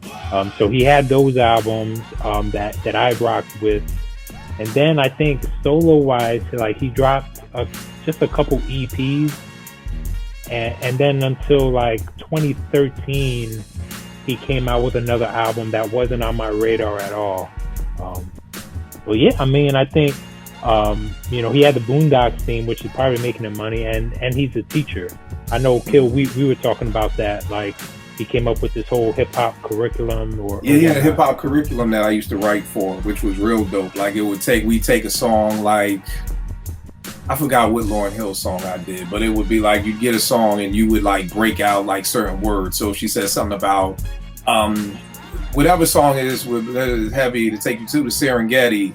So then we'd have something like, okay, what's the Serengeti? Like we'd like Serengeti is this. So it was kind of trying to just take lyrics and then try to like pull things out that could like grab a kid's attention, like of what they could learn about. So it was a very dope curriculum. So yeah, Asheru, yeah, definitely dope, man. And I to this day still love the theme song. Portia, you done? You wrapped up with yours? I wrapped up, yeah. All right, cool. The next person and the last person I got is Teflon. He was down with M.O.P. If you are an M.O.P. fan, you have heard Teflon. If you don't know Teflon, then you're not a real M.O.P. fan in my eyes. Because if you've heard the albums, you have heard Teflon. He dropped the album in '97 called My Will, I Won't Hold You. I didn't love it like that. He had a single out called The Rawness, which was crazy. Like, it was him and M.O.P. Google it, YouTube it, Teflon, The Rawness, crazy. But that My Will album wasn't that great. Then he was on Relativity when that dropped in '97. Then he bounced to Def Jam in '01. Kevin Liles signed him, but then when Kevin Liles left, it kind of left him in limbo. Then he ended up dropping a single, Showtime, on Primo's Work of Mark's album and his label in '06. But then the album never dropped. And then he recently, back in December, dropped a new single called No Fake Love. But had a couple of back in the day, Premier used to put out these mixtapes, and Teflon had bangers on there. So he's got about 4 or 5. He's got this banger called For the Love with Primo, FU, and Married to the Game. So YouTube those joints. Him and Primo I don't know why we never got a Primo Teflon album. Like, that's the stuff I don't know. Like, he dropped something on Primo's label. How you don't have a Primo produced album, I have no idea. But Teflon was definitely somebody I thought was going to be next. Last on the R&B front, hold on for a second. And I'm pissed that Vern ain't here, because you know where the fuck I'm going, y'all. And I don't give a fuck what y'all got to say about me. I don't even care. I knew it. Zoom in on that. Yes, the album cover's corny. Yes, he's draped across the bed. That's a dope album, though, Kill. I'm with you. Dope. I don't care what nothing else. Y'all make fun of me all day long on the timeline, on my own goddamn podcast. I don't care. This album is dope. It is a dope album, but it's a dope album, but a horrible cover. Myron. Okay, horrible cover, dope album. You know what? This how I feel about this album. Just like this. Dope album, horrible cover. Okay, I was not going to listen to this album just based off the cover alone. Incredible album, whack cover. Incredible album, whack cover. Vern, I don't care. Tweet at me, I don't even care no more, nigga. This is Myron. I wanted more from Myron. Of course, when to find out, JR schooled me that he had other albums out and everything like that. I actually want to listen to the one that he had on the last one he had out. I forgot. Do you know what the last one was, JR? You talking about the last one that I know, it was in 2003 called Free, I think. Yeah, I think that's the one. It's like with Robert Glasper or something. No. That one was what he did in 2011. Okay, yeah. And that one he did with Michelle. Michelle. But yes, if y'all thought y'all was getting away from Myron, ain't gonna happen. This is still my pick. So yeah. JR, what's your last one, man? All right, my last one. I'm taking back to the 70s on this one. Jean Knight that did Mr. Big Stuff. And like you thought when she came out with that, it was gonna be like a rap. Like you thought she was the new girl, like Billboard kind of like made her like she's gonna be the new it and all that, and then it was like nothing happened. So I went back and looked and saw that she, she dealt with some label issues, politics, of course. And then I saw that she actually came out with like 4 albums actually. She came out in 81, she came out in 85, and she came out in 99, but it was more of the blues type. But the industry did her so dirty. It was just like, even after she came out and, I think it was 85, she had a single, and then Denise LaSalle, the one that did Trap with a thing called Love, they had a single that was kind of like, they did the same song. So it was like Denise's version was getting pushed more than hers. So it pushed her back. Like, I don't even want to do this anymore. You know what I mean? And it was like, you came out with Mr. Big Stuff. It was like, okay, you are going to be the new girl. Everybody's making like, you're the new one. Give me a year with Mr. Big Stuff. What year? 71. 71, okay. Yeah, and she was going to be, like, Billboard put her like the most promising artist to come out. And then her be on Stacks, and this is 70, so the only one in the 70s that really was kind of doing it was the Emotions, even though they didn't have anything, so they got to Columbia with Earth, Wind, and Fire. But you had the Staple Singers and you had Isaac Hayes. That was the only two that was kind of doing it for Stack. So for her to be kind of like, all right, you're the new, this is the 70s, you're going to do it, and kind of go nowhere. It was kind of like, damn, you wish she would have did something. But to find out that she had a lot more albums and the label did her kind of dirty and all that good stuff, but she's out there still, performing. But I always want to know what happened after a big single like that. You like, what could have happened? And clearly, label politics. So I feel you. Eddie, who you got for your last up? Oh, the last one kind of goes with my first one. I started with Lady Luck, and there's someone else who was on that Simon Says remix, Shabam Sahdeeq, and he had other joints. He had other singles on Raucous, like back in the day. Like actually, he had one of them. Like one of his singles was one of the first joints that Eminem was on back in the Raucous days. Like, but I think I found something where he was talking about how his debut album was shelved, and like rappers talk, man, it was gonna be a classic, but it got shelved. But he ain't do nothing. Like I couldn't find nothing else for him. Yeah, Shabam was dope too, man. I remember this joint. I forgot the name of it that Alchemist did for him, but like that was my banger back in the day. And a dope MC too. You know what I mean? But you're right. I don't know what else happened with him. Portia done. I'm gonna run through some of my honorable mentions. I got Trends of Culture. They had the banger Off and On back in the day, maybe 93, 94. That I thought was dope. You had Crew with Just Another Case About the Wrong Path, the Dirty 30 album, Illegal, JR's cousin Malik and Jamal. I've always, when Illegal came out, I kind of looked at them as Malik was like the young Tretch and Jamal was like the young Redman, and I thought both would blow up, and both kind of went on to really not do nothing. Like Jamal had the one album out, he was down to Def Squad, but that didn't really do anything. And then Malik was down with Snoop, and that didn't really do anything. And then Blase, you know, they had Danger. If you was a rap, you was outside in the 90s, you knew all about Danger and the Danger remix, which was even crazier, and the Primo remix to Danger. You know, you probably only got one hit when you got about 4 remixes for the same song. But each one was crazy. Like, they all were crazy. Let me clear my throat.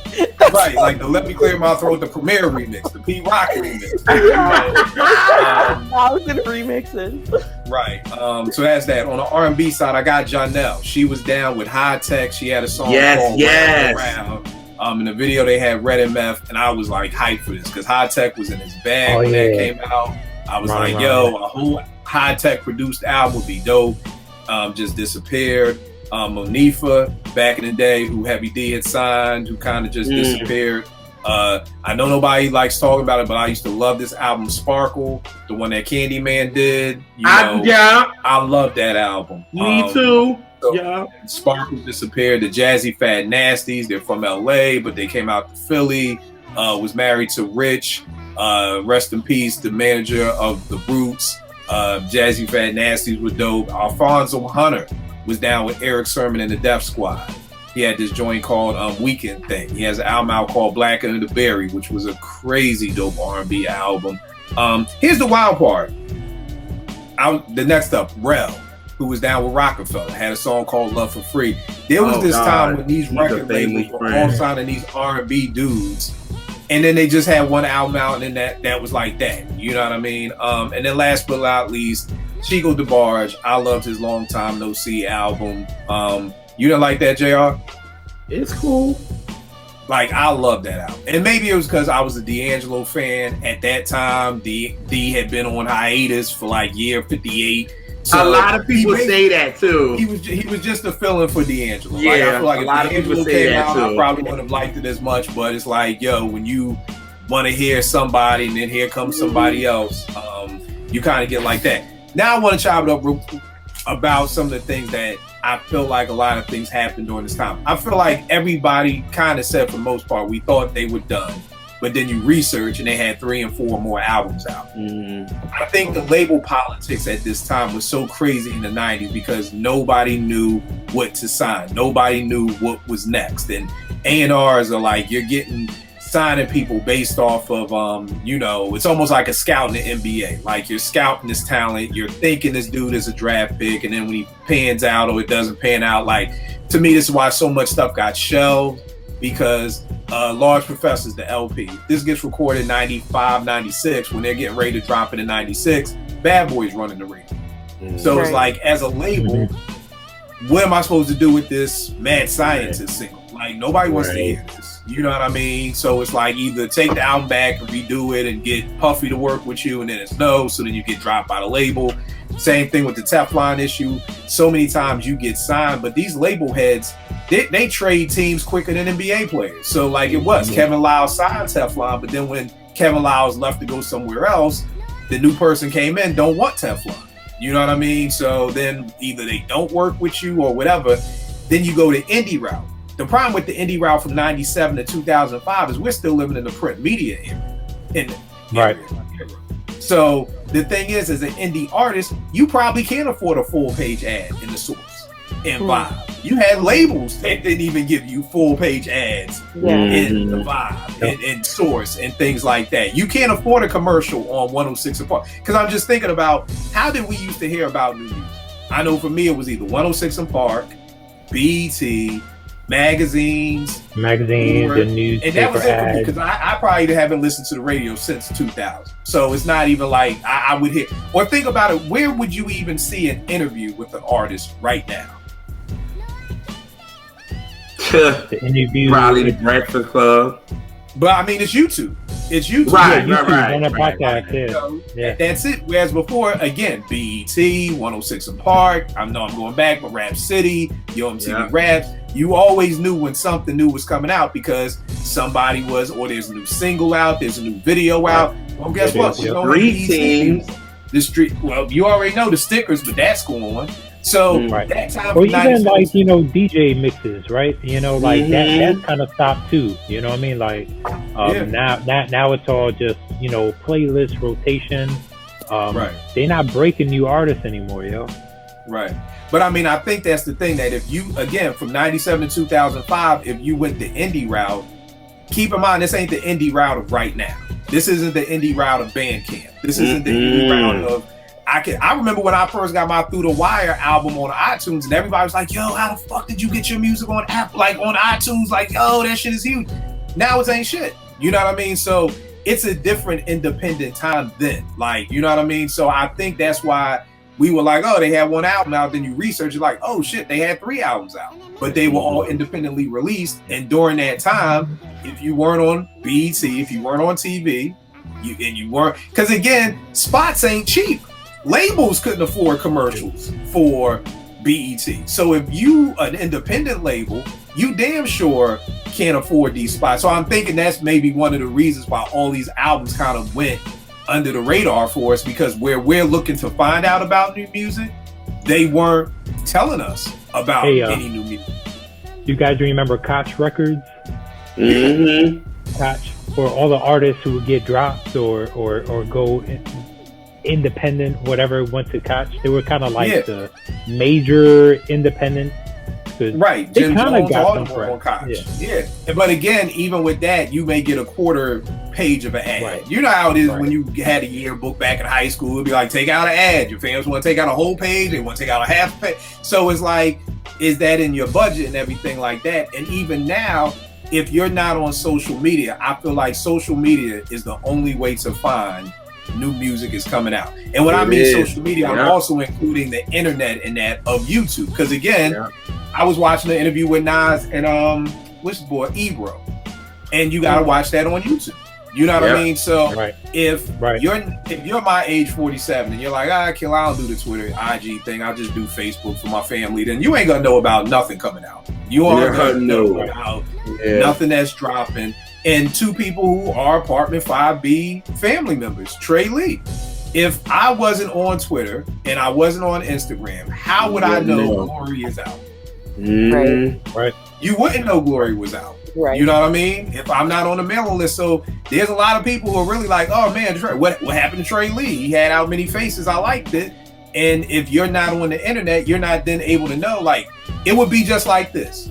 We'd be like, oh, Trey Lee had 1 album. Oh, I did some research. This nigga got 4 more albums out. And he just dropped the album last year. But you know, but it's the flip now that before it was you couldn't afford it, but now if you're not on social media, you have no idea. You know what I mean? So I think like that's the hard part, and how I'm always stressing the independent MCs. You gotta learn how to work your product better.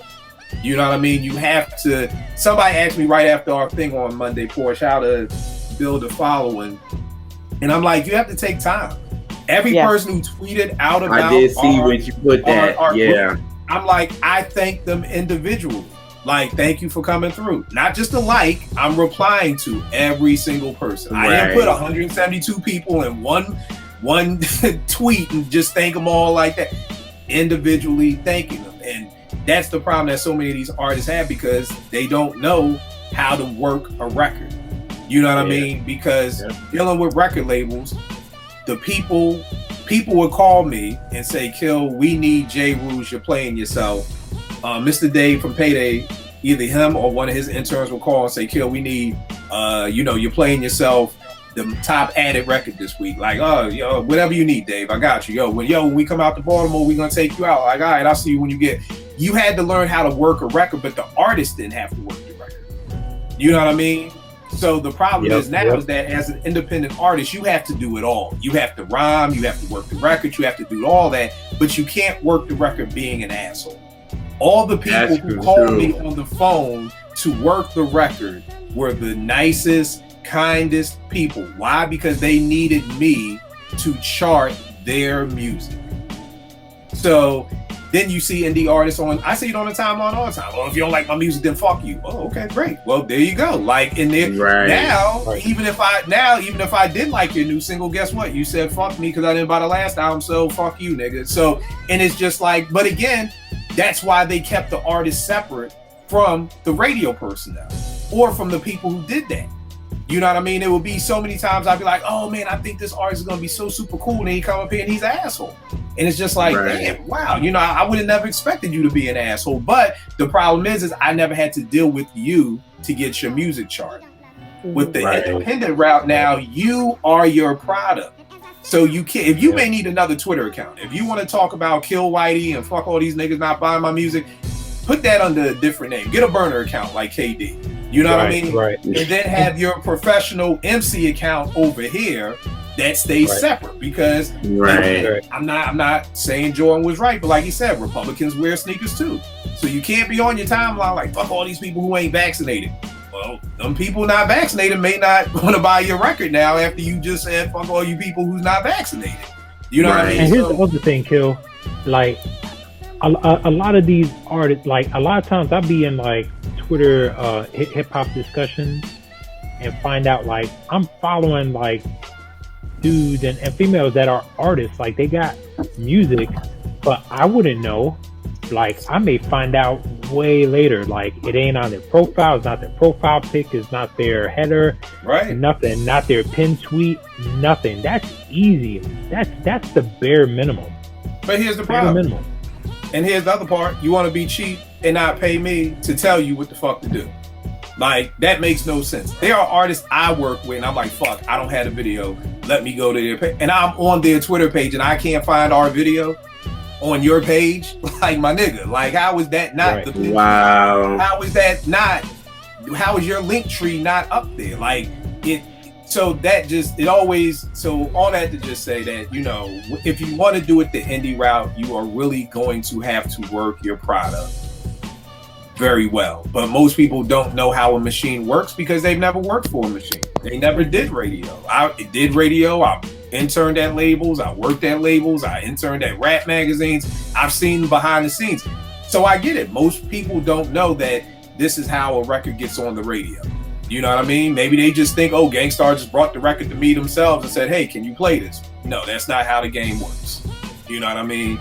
So you just have to learn how to do it. So, but I do think that that's one of the reasons why so many of these people got dropped in the 90s and then we never heard from them again, even though they had music that was out. But again, we just would never know because you're not invited on 106 & Park. You know, if you're not on Rap City in the basement with Tigger, we don't know. You know what I mean? So, you know, I think that's the hard part about it. Tell me this, y'all. Who's excited about AZ tonight? Me. Do or Die Part 2. Me. I am. I actually am. I am. I'm excited only because I saw Pete Rock in the studio with AZ and M.A.R.S last night.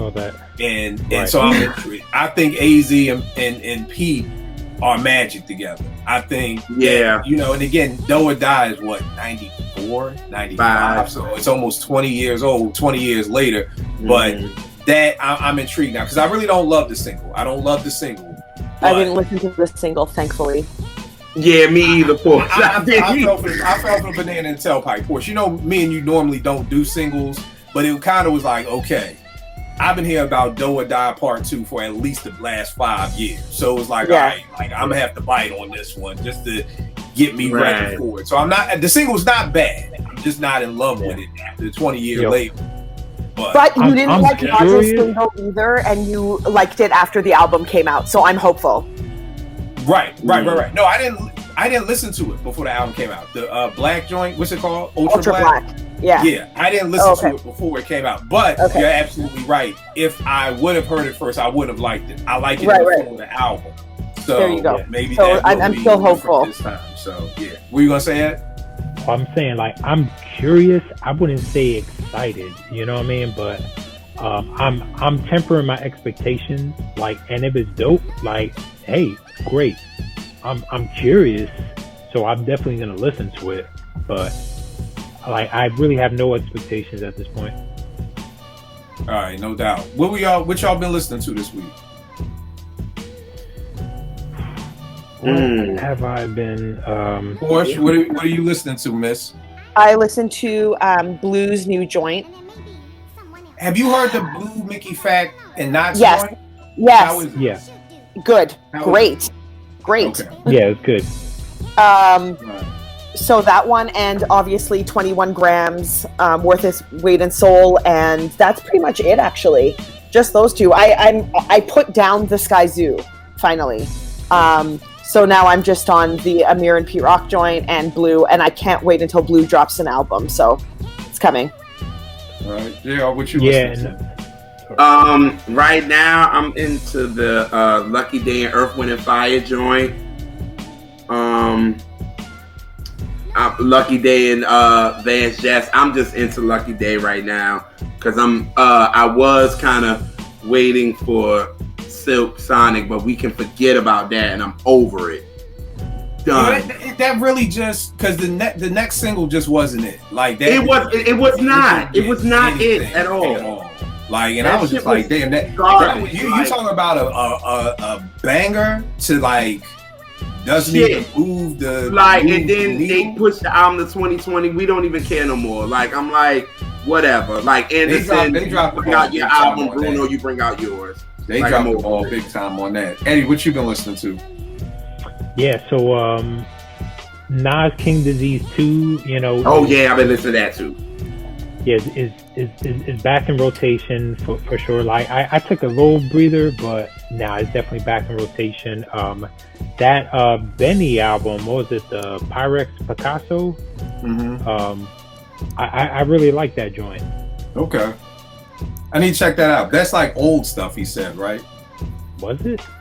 He said something like that, some old stuff that like he just recorded in one shot or something like that. That's why I kind of just appeared out there. So I didn't listen to it because of that.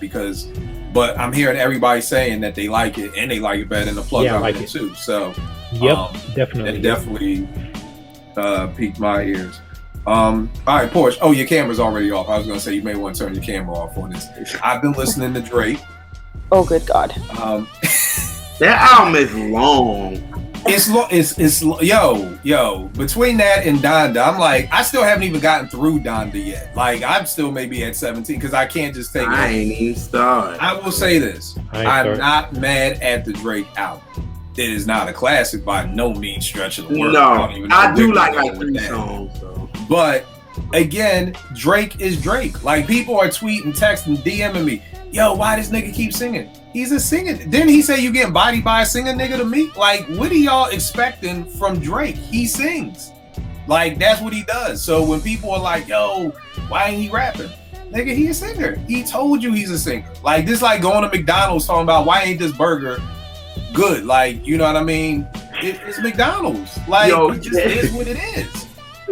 I mean, Kill's analogies is classic. I'm sorry. On some real shit. Eddie, if you are in the mood for a good ass hamburger, are you gonna go to McDonald's? No. Hell no. But I will say this, even with me on calories, there is some times that I want some trash. I do go to McDonald's maybe once a month to get a Big Mac. I love a Big Mac, yeah.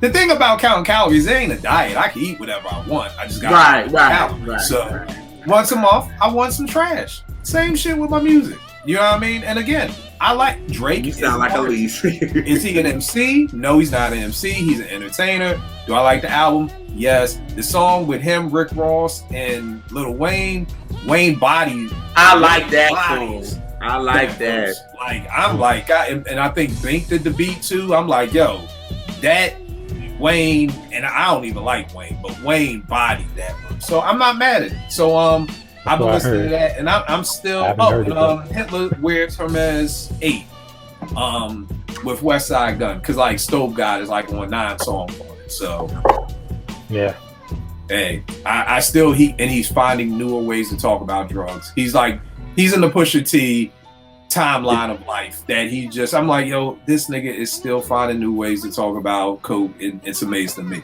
All right, Eddie, tell them where they can get at you. I said this on the timeline, y'all.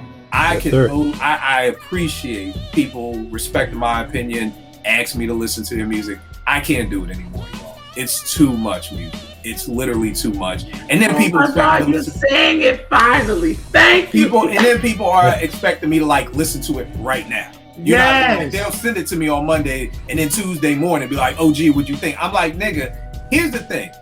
I listen to music like how Porsche said. Porsche said she just put down the Sky Zoo. When a new album drops, I like to live with it for a week. If I really, really like it, it may go to 2 weeks. So I'm always behind on music. So there's a line, like think of my rotation like the VIP. Like there's a line to get in. And just because you send me your music, nigga, you aren't bumping the other 8 niggas who I do fuck with already out the way. Like, no disrespect, but you're not jumping in front of the artists who I want to hear. So you go to the back of the line. And again, I just want to give people their music the time that it truly deserves. I think everybody should get with my brother right here, Eddie. This is what he does. He has no website for it.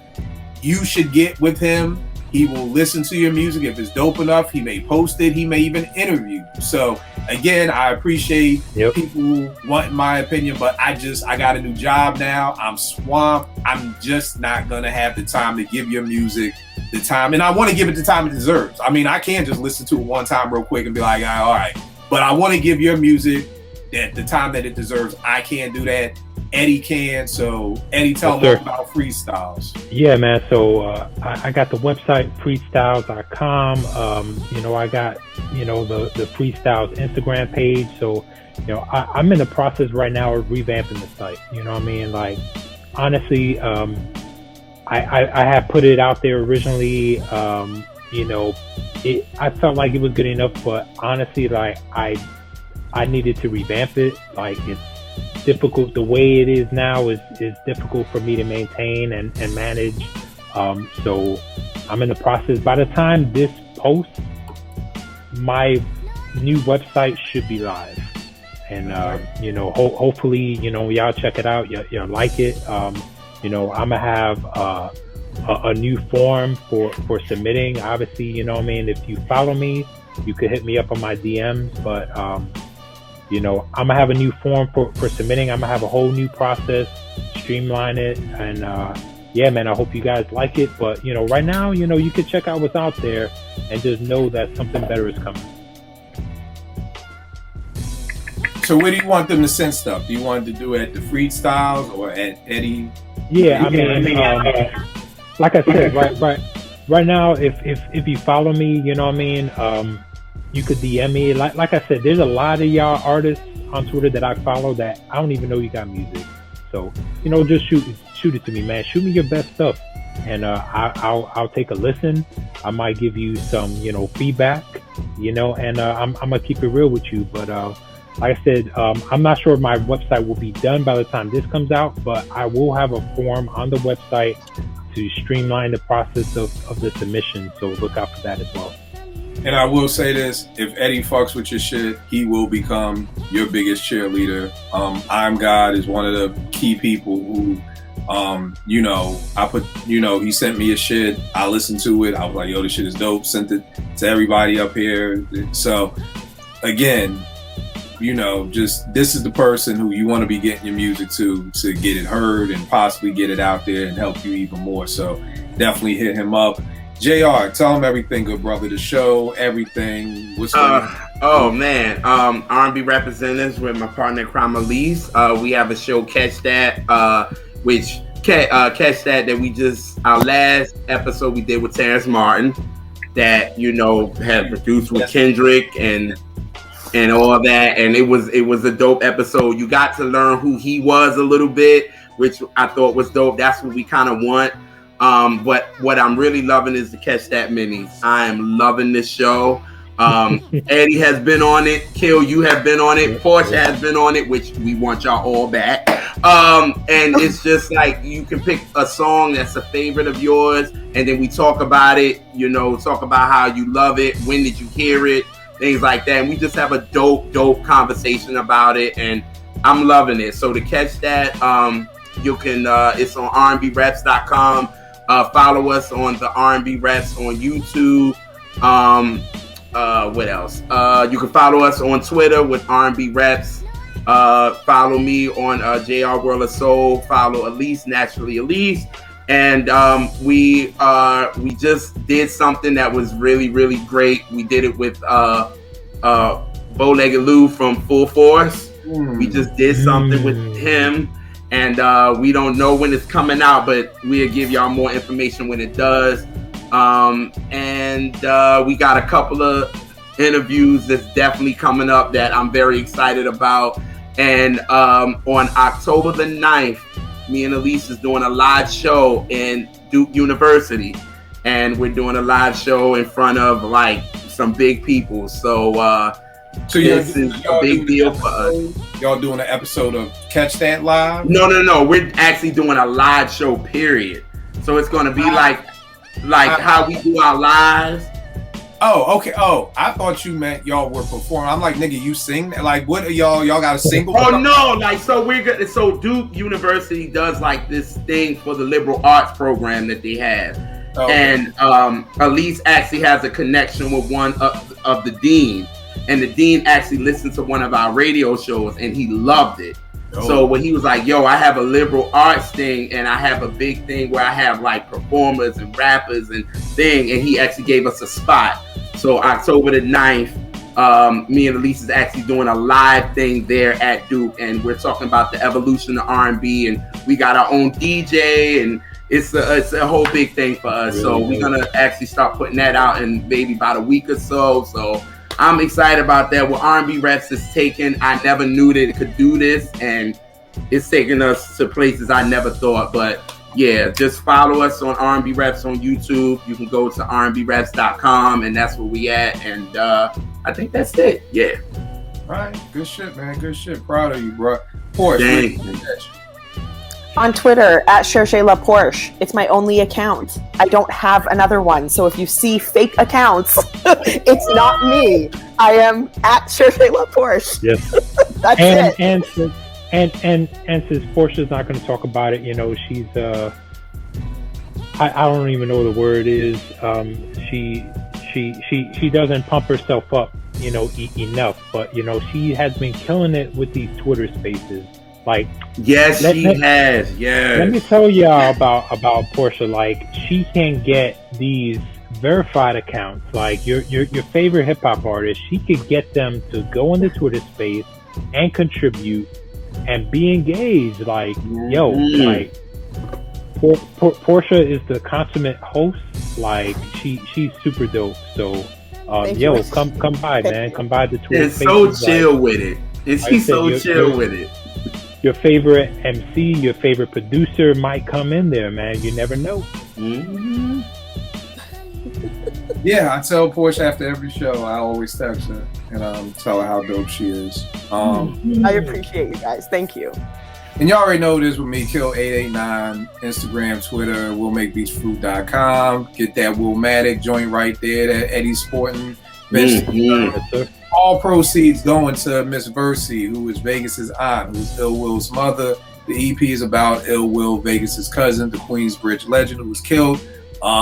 So, you know, definitely did all the beats. I think we got 5-6 joints on there with a remix. So definitely check that out. That's Vegas World Inc. Inc. .bandcamp.com, and it's on all streaming services. So like I said, if you want to support, all proceeds will go to Ill Will's mom's. And I think that's it for me, man. I appreciate y'all. Folk on Twitter, everybody, we don't gotta like everything.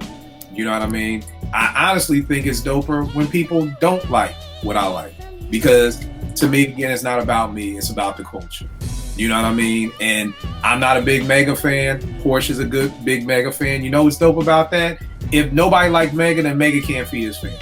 Mega can't keep coming out with dope music. That's real. That's real, Kill. Instead of always fighting with each other to like what I like, and learn to learn each other's differences and learn how that can move the culture forward. But the problem is folk can't get past themselves.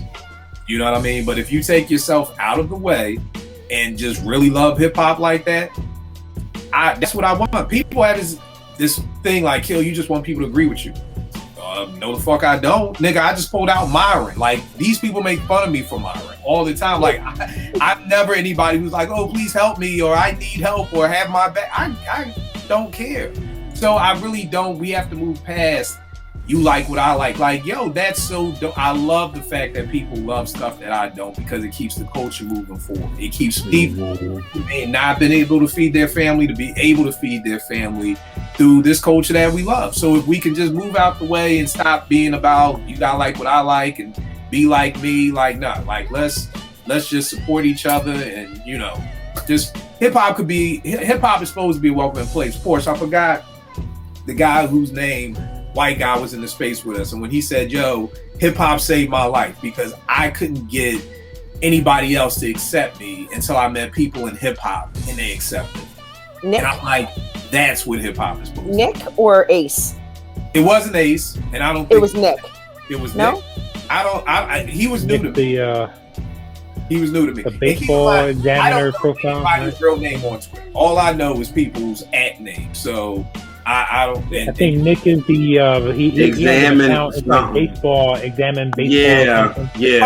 It was somebody else. It was somebody else who said that hip hop did that. He was like, I wasn't accepted I was in the comic books, I was a nerd, and nobody else would accept me at school. And then when I came around here and I got with these hip hop people, they accepted me. And I think that that's so dope because that's what hip hop is supposed to be about. Do y'all homework because y'all always want to talk about what hip hop is supposed to be about and don't know the first thing about the hip hop culture. Please do your homework. Watch Star Wars. If you haven't seen Star Wars, that is going to be remedial hip hop. Okay, before you even get to hip hop 101, watch Star Wars, start right there, and try to come back to the conversation. I will check y'all next week, good peoples.